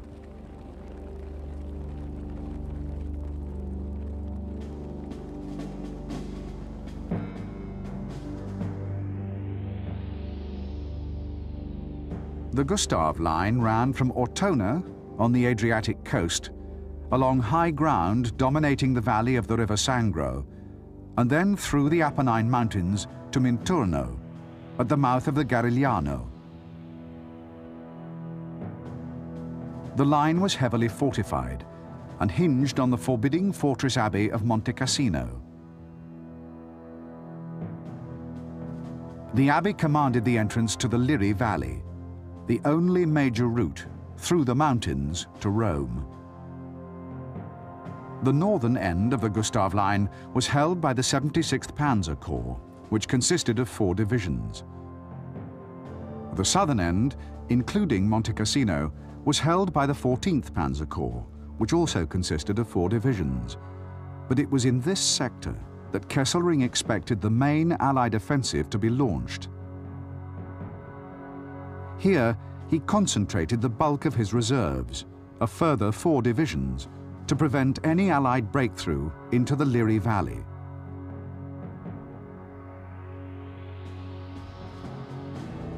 Facing the 76th Corps, 8th Army had 5 divisions, but the line of advance was not promising, and 8th Army operations were to be scaled down in favor of the main effort, which would be mounted by Clark's 5th Army. For the assault on the Gustav Line, Clark deployed 2 British divisions, 3 American divisions, and 2 French divisions. He also secured the transfer of 2 divisions from 8th Army to his own. The 5th Division was slotted into the line on the left of the 56th, and the 2nd New Zealand was placed with the 45th Division in tactical reserve. Thus, massively reinforced, 5th Army would attack across the Garigliano River and its northern tributary, the Rapido, aiming to break into the Liri Valley and collapse the German defences south of Rome.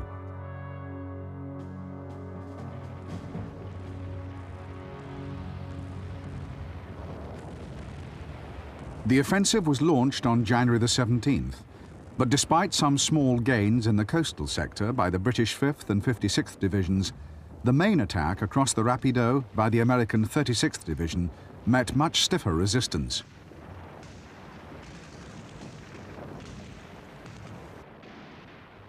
On the 21st, instead of reinforcing and exploiting the British bridgehead, Clark insisted priority be given to the American effort and ordered the 36th Division to renew its assault across the Rapido.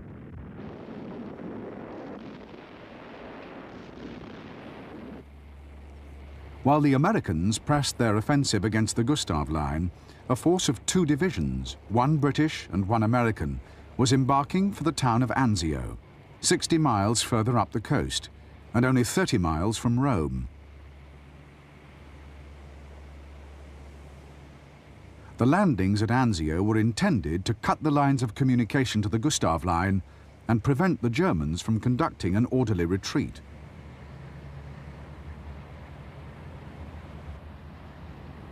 The troops went ashore on the 22nd, completely unopposed. German reserves had been called south to combat 5th Army's offensive, and there were virtually no German units for miles. Despite this, Clark instructed the commander of 6th Corps at Anzio to secure a strong beachhead before pushing inland, with the result that the element of surprise was lost and the opportunity to win a significant victory in Italy was squandered.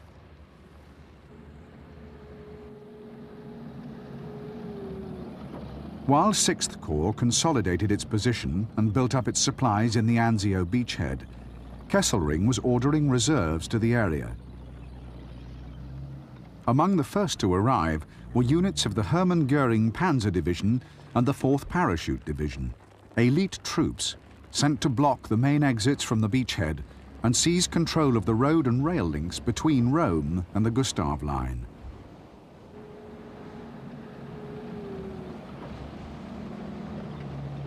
Within a few days, these would be joined by a further 6 divisions, some of them brought from as far away as France and Yugoslavia. Clark, meanwhile, had achieved little with his main offensive against the Gustav Line. In the first 2 days of the battle, the American 36th Division had lost nearly 2,000 men in repeated attempts to force a crossing of the lower Rapido.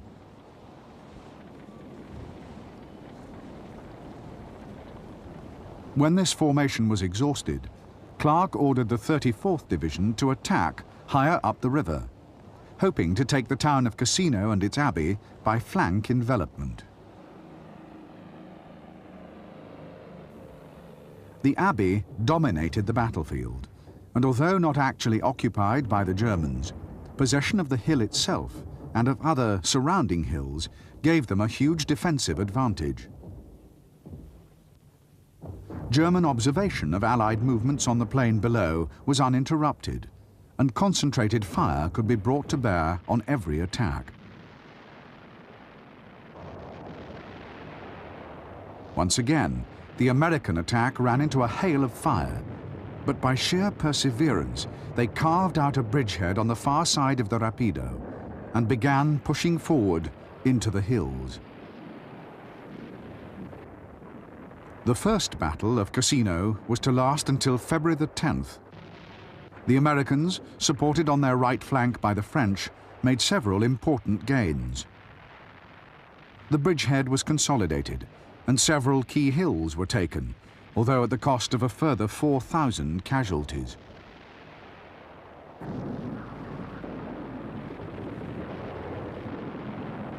At Anzio, there was only sporadic fighting in the first week after the landings. Kesselring still lacked sufficient strength for a decisive counterstroke, and was wary of wasting what he had in small-scale, unprofitable engagements.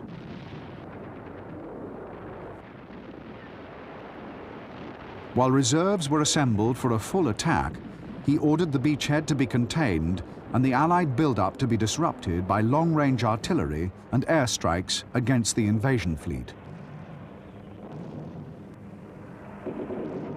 These were murderously effective.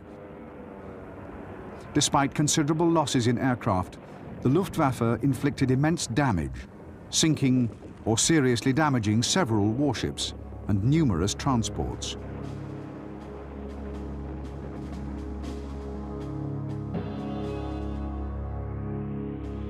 By early February 1944, the Allies had achieved only a precarious lodgment, nowhere more than 10 miles deep, and centered on the main road leading from Anzio to Rome. The original 2 assault divisions of 6th Corps, however, were being rapidly reinforced by a further 3, one of them armored, and despite the depredations of the Luftwaffe, the invasion fleet still possessed more than 20 major warships.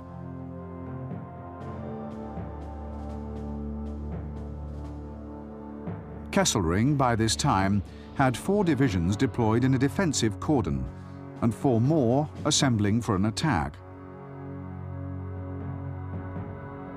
On February the 7th, these were launched against a vulnerable salient created by the Allied thrust northwards. After heavy fighting, the Allies were driven back, but pausing briefly to reorganize, the Germans attacked again, driving straight down the road towards Anzio.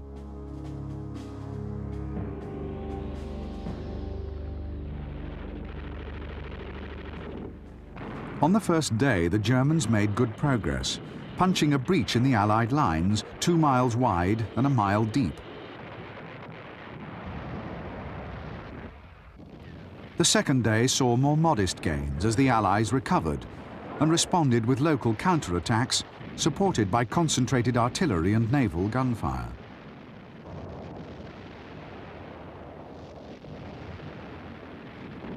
The Germans pressed their offensive for a 3rd day, but every fresh thrust was met by a deluge of shell fire and by determined fighting from the infantry.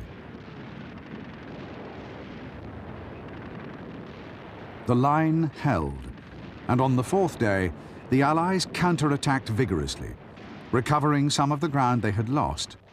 But both sides were now exhausted, and both, in different ways, had suffered defeat.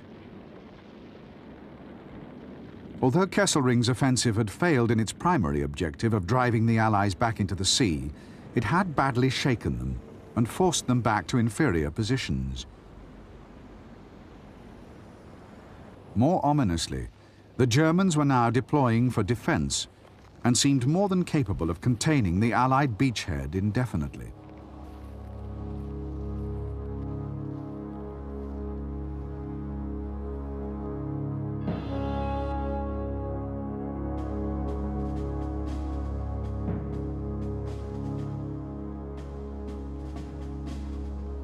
With the failure of the 6th Corps to make progress at Anzio, it was clear that the Gustav Line would have to be taken by frontal assault.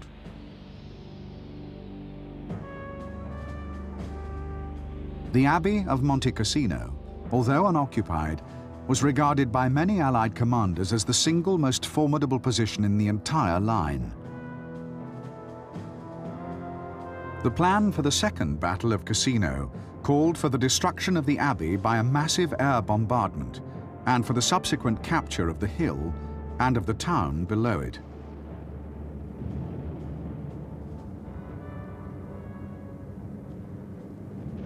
The destruction of the abbey, however, proved to be a military blunder of the first magnitude. The operation had been hastily mounted, and no attempt had been made to coordinate the airstrike with the ground offensive. Predictably, the ruins were quickly occupied by the Germans, providing them with an almost unassailable position. When the attack on the abbey was finally launched, 2 days later, by the 4th Indian Division, it was repulsed with heavy casualties.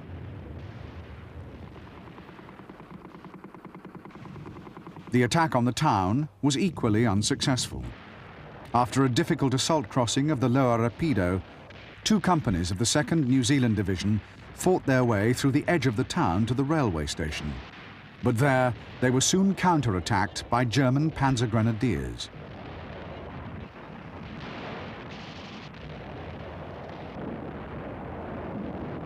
The fighting in the town lasted for only 1 day. The outnumbered New Zealanders lacked heavy weapons, and the failure of the Indian Division to take the abbey and the commanding heights rendered their position untenable, forcing them to withdraw.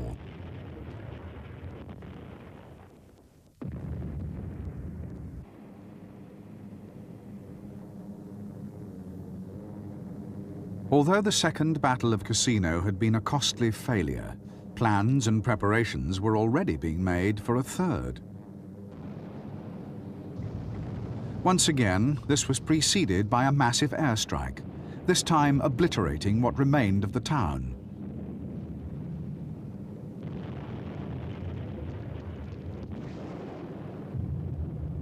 The bombardment lasted for 4 hours, yet remarkably, failed in its main aim of dislodging the defenders. Indeed, the rubble-strewn streets proved virtually impassable to tanks, and provided the German parachutists, who had taken over the defense of the town, with an even stronger redoubt.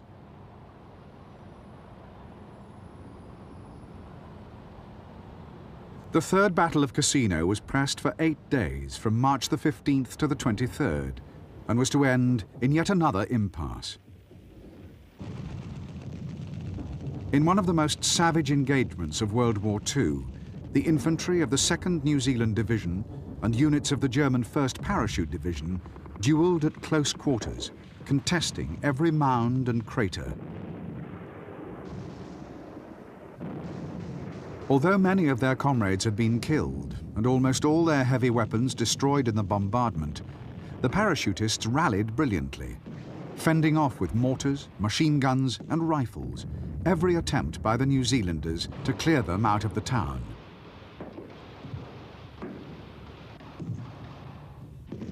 By the 5th day, they had effectively regained the initiative and had established a strong position west of the railway station.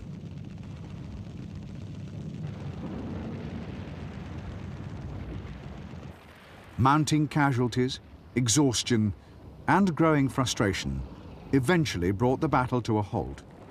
But the fighting among the ruins was to continue sporadically for weeks, as both sides attempted to consolidate or expand their positions. The failure of the Third Battle of Cassino finally convinced General Alexander that only a full-scale offensive against the Gustav Line could hope to succeed, and that General Clark was not the man to command the main attack. Accordingly, he stripped Fifth Army of its British and Commonwealth divisions and extended Eighth Army's sphere of operations to include the Cassino sector and the entrance to the Liri Valley.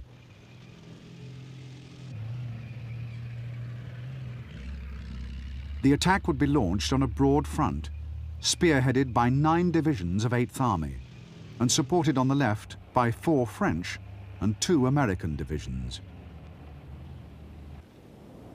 Clark still retained operational responsibility for the 6th Corps at Anzio, which was reinforced by a further American division.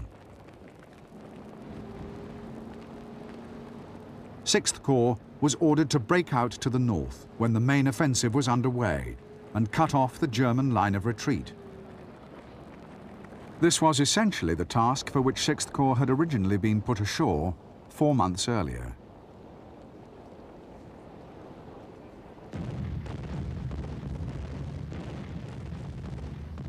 The offensive opened on May the 11th, with a sustained artillery barrage by more than 2,000 guns.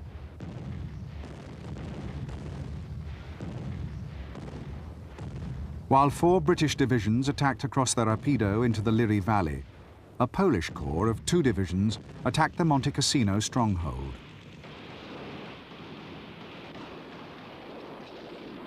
The Poles were recent additions to 8th Army's frontline strength, and as well as being fresh, they were utterly fanatical and driven by an intense patriotism and hatred for the Germans.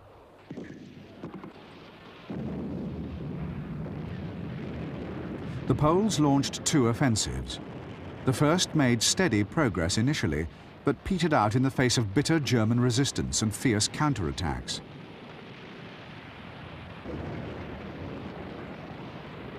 The second, mounted some days later, gained a key ridge west of the Abbey, threatening it with encirclement. Polish casualties by this time were frighteningly high, but the Poles were undeterred, either by their own losses or the ferocious fire that was directed at them from the Abbey and adjacent heights. That night, the Germans began withdrawing, and on the following day, the Poles raised a regimental pennant above the ruins of the Abbey, bringing to an end the 4th and last Battle of Cassino.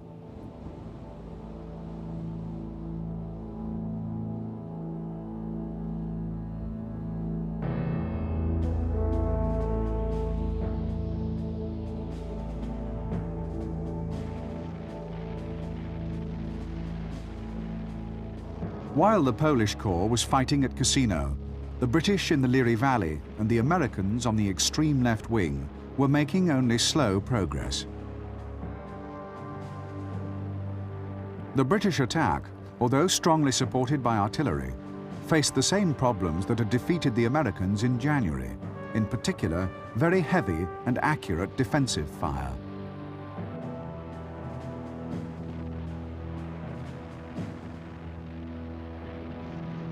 In the coastal sector, the American Second Corps, consisting of 2 fresh divisions, launched its attack out of the Garigliano bridgehead.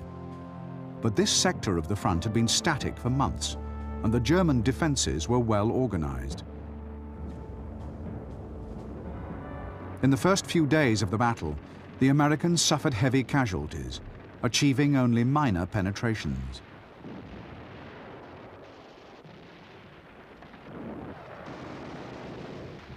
In the mountains to the north, however, the French were making remarkable gains. On May the 13th, they had broken through surprisingly weak German defenses and were soon rapidly pressing forward through terrain previously considered by the Germans to be virtually impassable.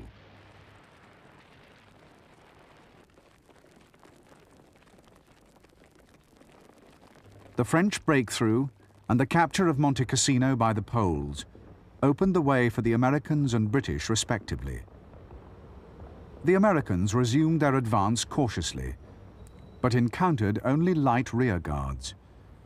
The Germans facing them, isolated and in danger of being cut off by the French, had quietly disengaged and were now in full retreat to the northwest. In the Liri Valley, the defense was more resolute, but the Gustav Line was no longer tenable, and the Germans everywhere were conducting a fighting retreat. By May the 22nd, the Gustav Line had crumbled completely, and a further fallback position had been breached. On the following day, 6th Corps launched its long-awaited breakout from Anzio. The German line of containment had been thinned out to provide troops for the Gustav Line, and there were no tactical reserves. Moreover, the blow fell on the weakest sector of the front. In 2 days of remorseless fighting, the Americans opened a huge breach in the defenses, capturing Cisterna on the 25th, and linking up with units of the American Second Corps advancing along the coast.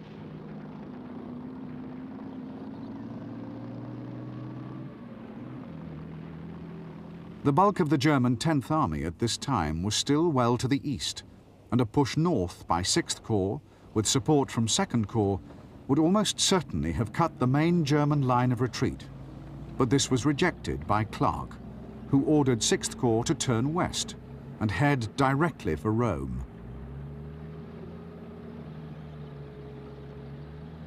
The maneuver took almost a day to complete, and when 6th Corps resumed its offensive, it soon ran into difficulties. The approaches to Rome were strongly held by German panzer grenadiers and parachutists, and the front was heavily fortified. The attack stalled, and the offensive broke down.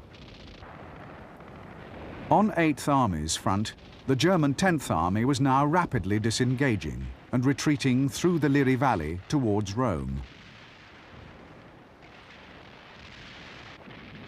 Against 6th Corps, the remnants of the German 14th Army held the line until the end of May, when it too began falling back. During the first 3 days of June, the Germans completed their withdrawal, extricating successfully the bulk of their forces in southern Italy, and surrendering Rome and the Tiber bridges intact to the Allies.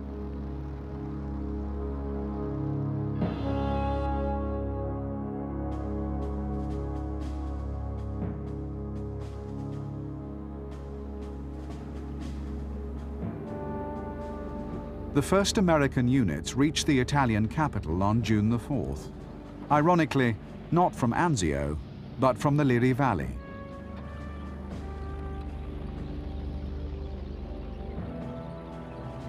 Yet the capture of Rome, although a great prize, had been marred by the failure of the Allies to coordinate their efforts and inflict a crushing defeat on the German forces in southern Italy. Both Clark and Alexander were at fault. Clark for his willful disobedience of orders and for his determination to see Rome liberated by the Americans. Alexander for his lack of forcefulness and resolution, and for allowing the campaign to degenerate into a race in which the only real winners could be the Germans. In the event, Clark's moment of glory was to be short-lived. On June the 6th, the Allies landed in Normandy, shifting the focus of Allied efforts from Italy to France, and relegating the Italian campaign to one of only marginal significance.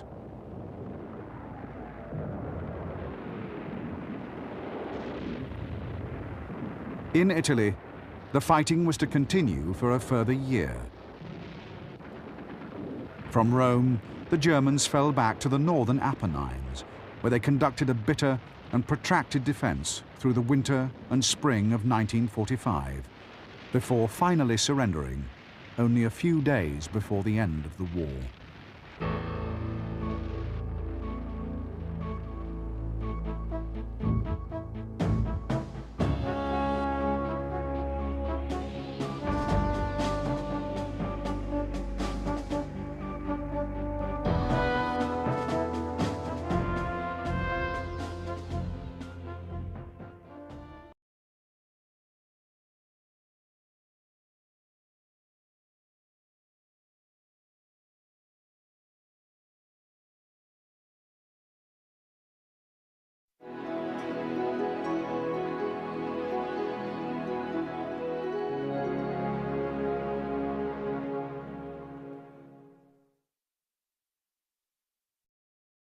And by early March, the Axis had been forced back onto the defensive.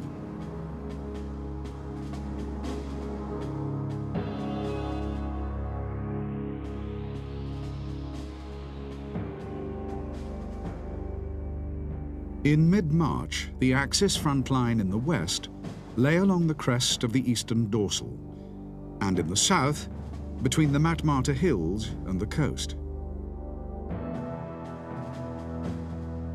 The Mareth line was the key to the southern positions and was held by infantry forces of the Italian First Army and by the German Afrika Corps. On March the 20th, Allied attacks were launched in 3 sectors: against the Mareth Line by 8th Army's infantry, west of the Matmata Hills by a mechanized battle group driving towards El Hamma, and in the center by a reinforced American 2nd Corps attacking through the southeastern dorsal. For 2 weeks, the Axis defenders fought stubbornly, falling back slowly and systematically. But in early April, the front began to disintegrate, and the remaining Axis forces fled to the north to form a new front centered on the port of Tunis.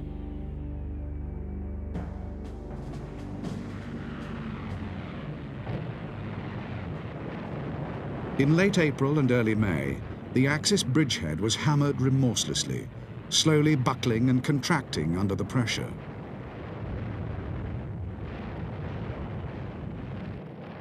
Although now clearly doomed, Hitler insisted that the bridgehead be defended to the last. These orders merely ensured that the battle was prolonged unnecessarily, that no attempt was made to evacuate men and equipment to Italy, and that the Allied victory, when it came, was complete and overwhelming.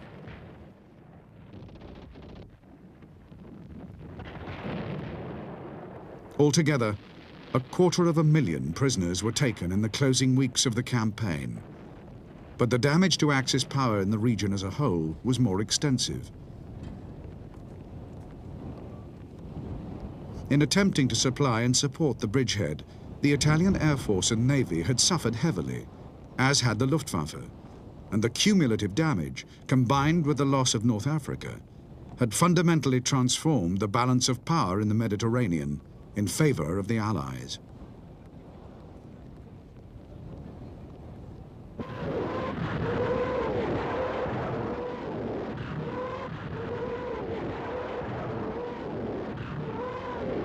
Hitler's willful determination to hold a bridgehead in Africa was all the more remarkable for the catastrophe that had resulted from a similar decision he had taken in the East. When the powerful German 6th Army was trapped in Stalingrad in the winter of 1942, he had forbidden a breakout attempt, and instead insisted that the army hold its positions until it could be relieved. From that point, the fate of 6th Army was sealed. But by committing himself to such a reckless strategy, he placed his entire southern wing in jeopardy and inadvertently ensured the destruction of the Axis alliance as a military force.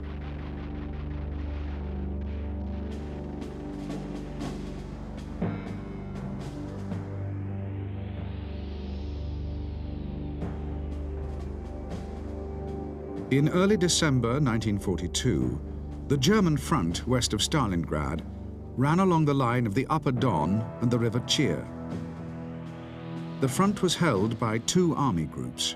Army Group B in the northern sector consisted of the German 2nd Army, the Hungarian 2nd Army, and the Italian 8th Army.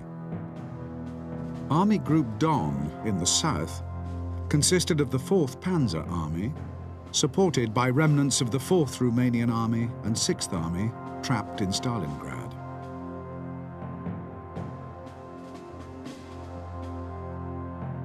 The Soviet forces in the sector were deployed in 4 fronts.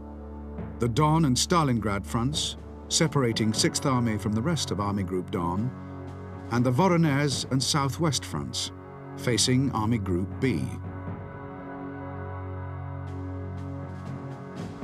In December and January, while 6th Army was slowly strangled in Stalingrad, the Soviet forces in the northern sector attacked across the Upper Don, demolishing in turn the Italian 8th Army and the Hungarian 2nd Army.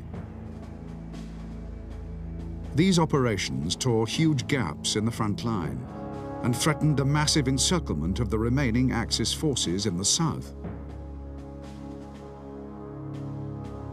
By the end of the month, these forces had fallen back to the Donets, abandoning 6th Army together with all the territory won in the previous year.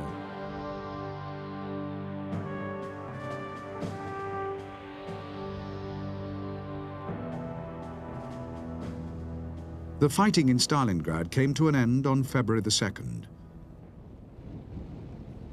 Of the 320,000 German soldiers cut off in the encirclement, only a little over 100,000 remained to be taken prisoner. Most of the rest had been killed or had died slowly of frostbite and starvation. The loss of 6th Army in its entirety was a disaster for Germany, but the damage inflicted on the Axis was irreparable. Between November 1942 and February 1943, 3 Axis satellite armies had been utterly destroyed, and a 4th so badly damaged that it was soon disbanded.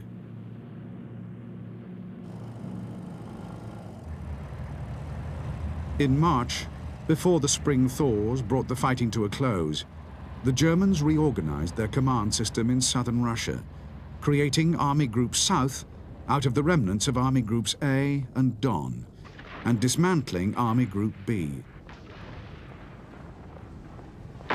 In the same month, they recaptured Kharkov, which had fallen to the Russians in February.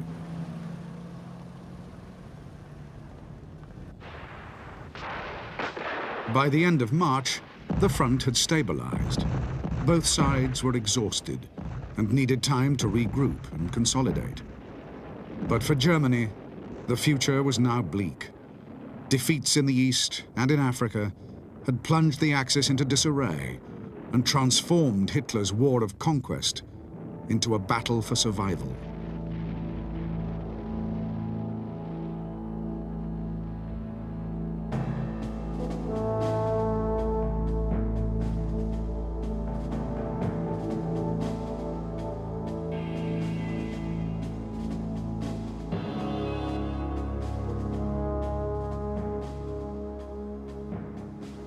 The Anti-Comintern Pact, signed by Japan and Germany in 1936, and later by Italy, formed the basis for the military alliance later known as the Axis.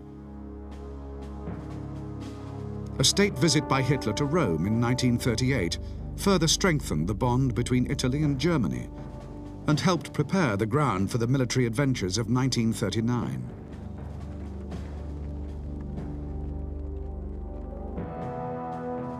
In 1940, after the fall of France, the Axis was joined by Hungary and Romania, and in the following year by Bulgaria. For Hitler, these alliances were essential to the security of the Reich and to the creation of a pan-European alliance against Bolshevism.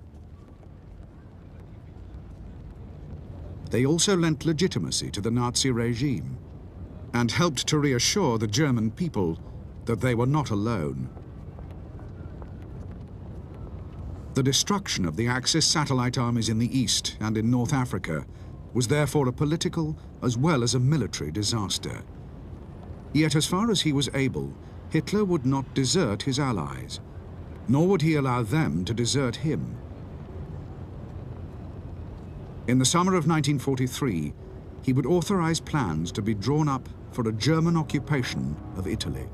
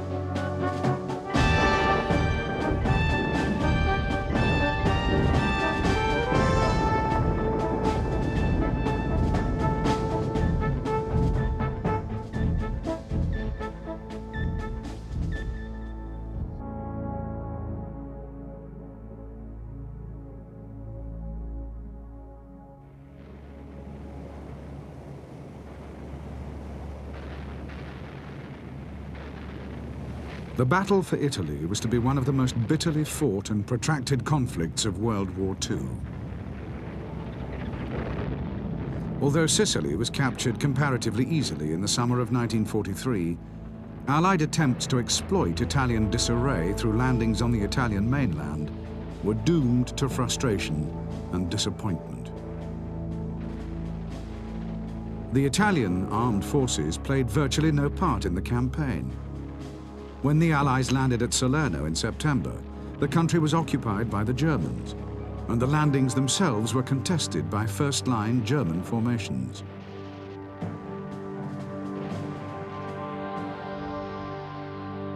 The battle for Salerno was only the first in a series of battles fought between the Allies and the Germans in southern Italy.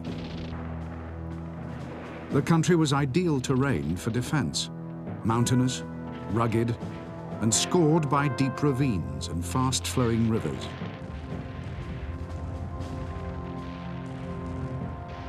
From Naples, the Allies fought their way slowly northward, before being brought to a halt at the Gustav Line, the last German defensive position before Rome.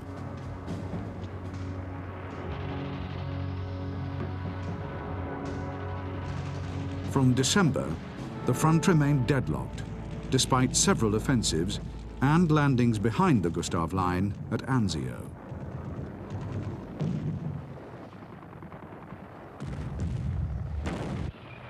The line was finally broken in May 1944 by a major Allied offensive involving 12 divisions.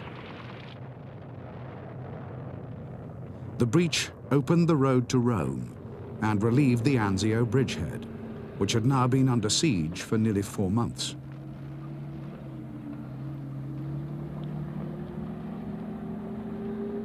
The capture of Rome in early June effectively brought the campaign to an end. Although the fighting in Italy continued almost to the end of the war, the principal Allied objectives were achieved, with the seizure of the Italian capital and the collapse of the Axis as a military and political alliance.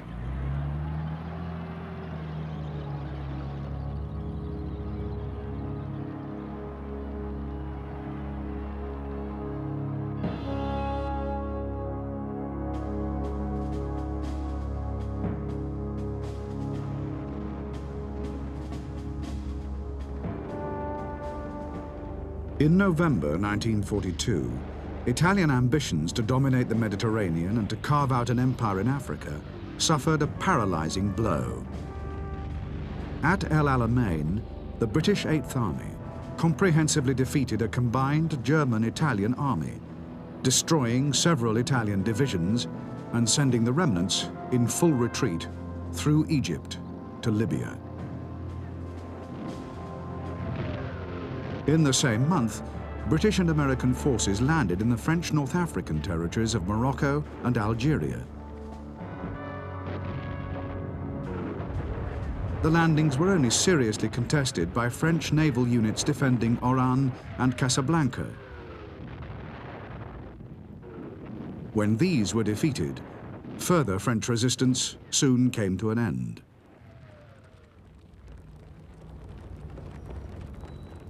The Allied landings and the lack of commitment shown by the French prompted Hitler to send troops by air and sea to occupy French Tunisia, before it too fell to the Allies.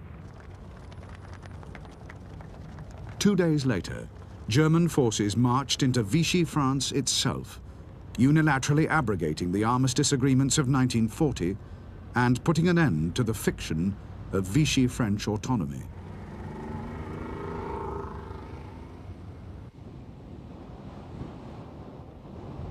In December, rain and mud brought the fighting in northwest Africa to a halt and allowed the Germans to consolidate their hold over all the principal Tunisian ports and airfields. In late January, the Axis bridgehead was further strengthened with the capture of key strategic passes in the eastern dorsal and significantly reinforced by the arrival of the German-Italian forces withdrawing from Egypt and Libya.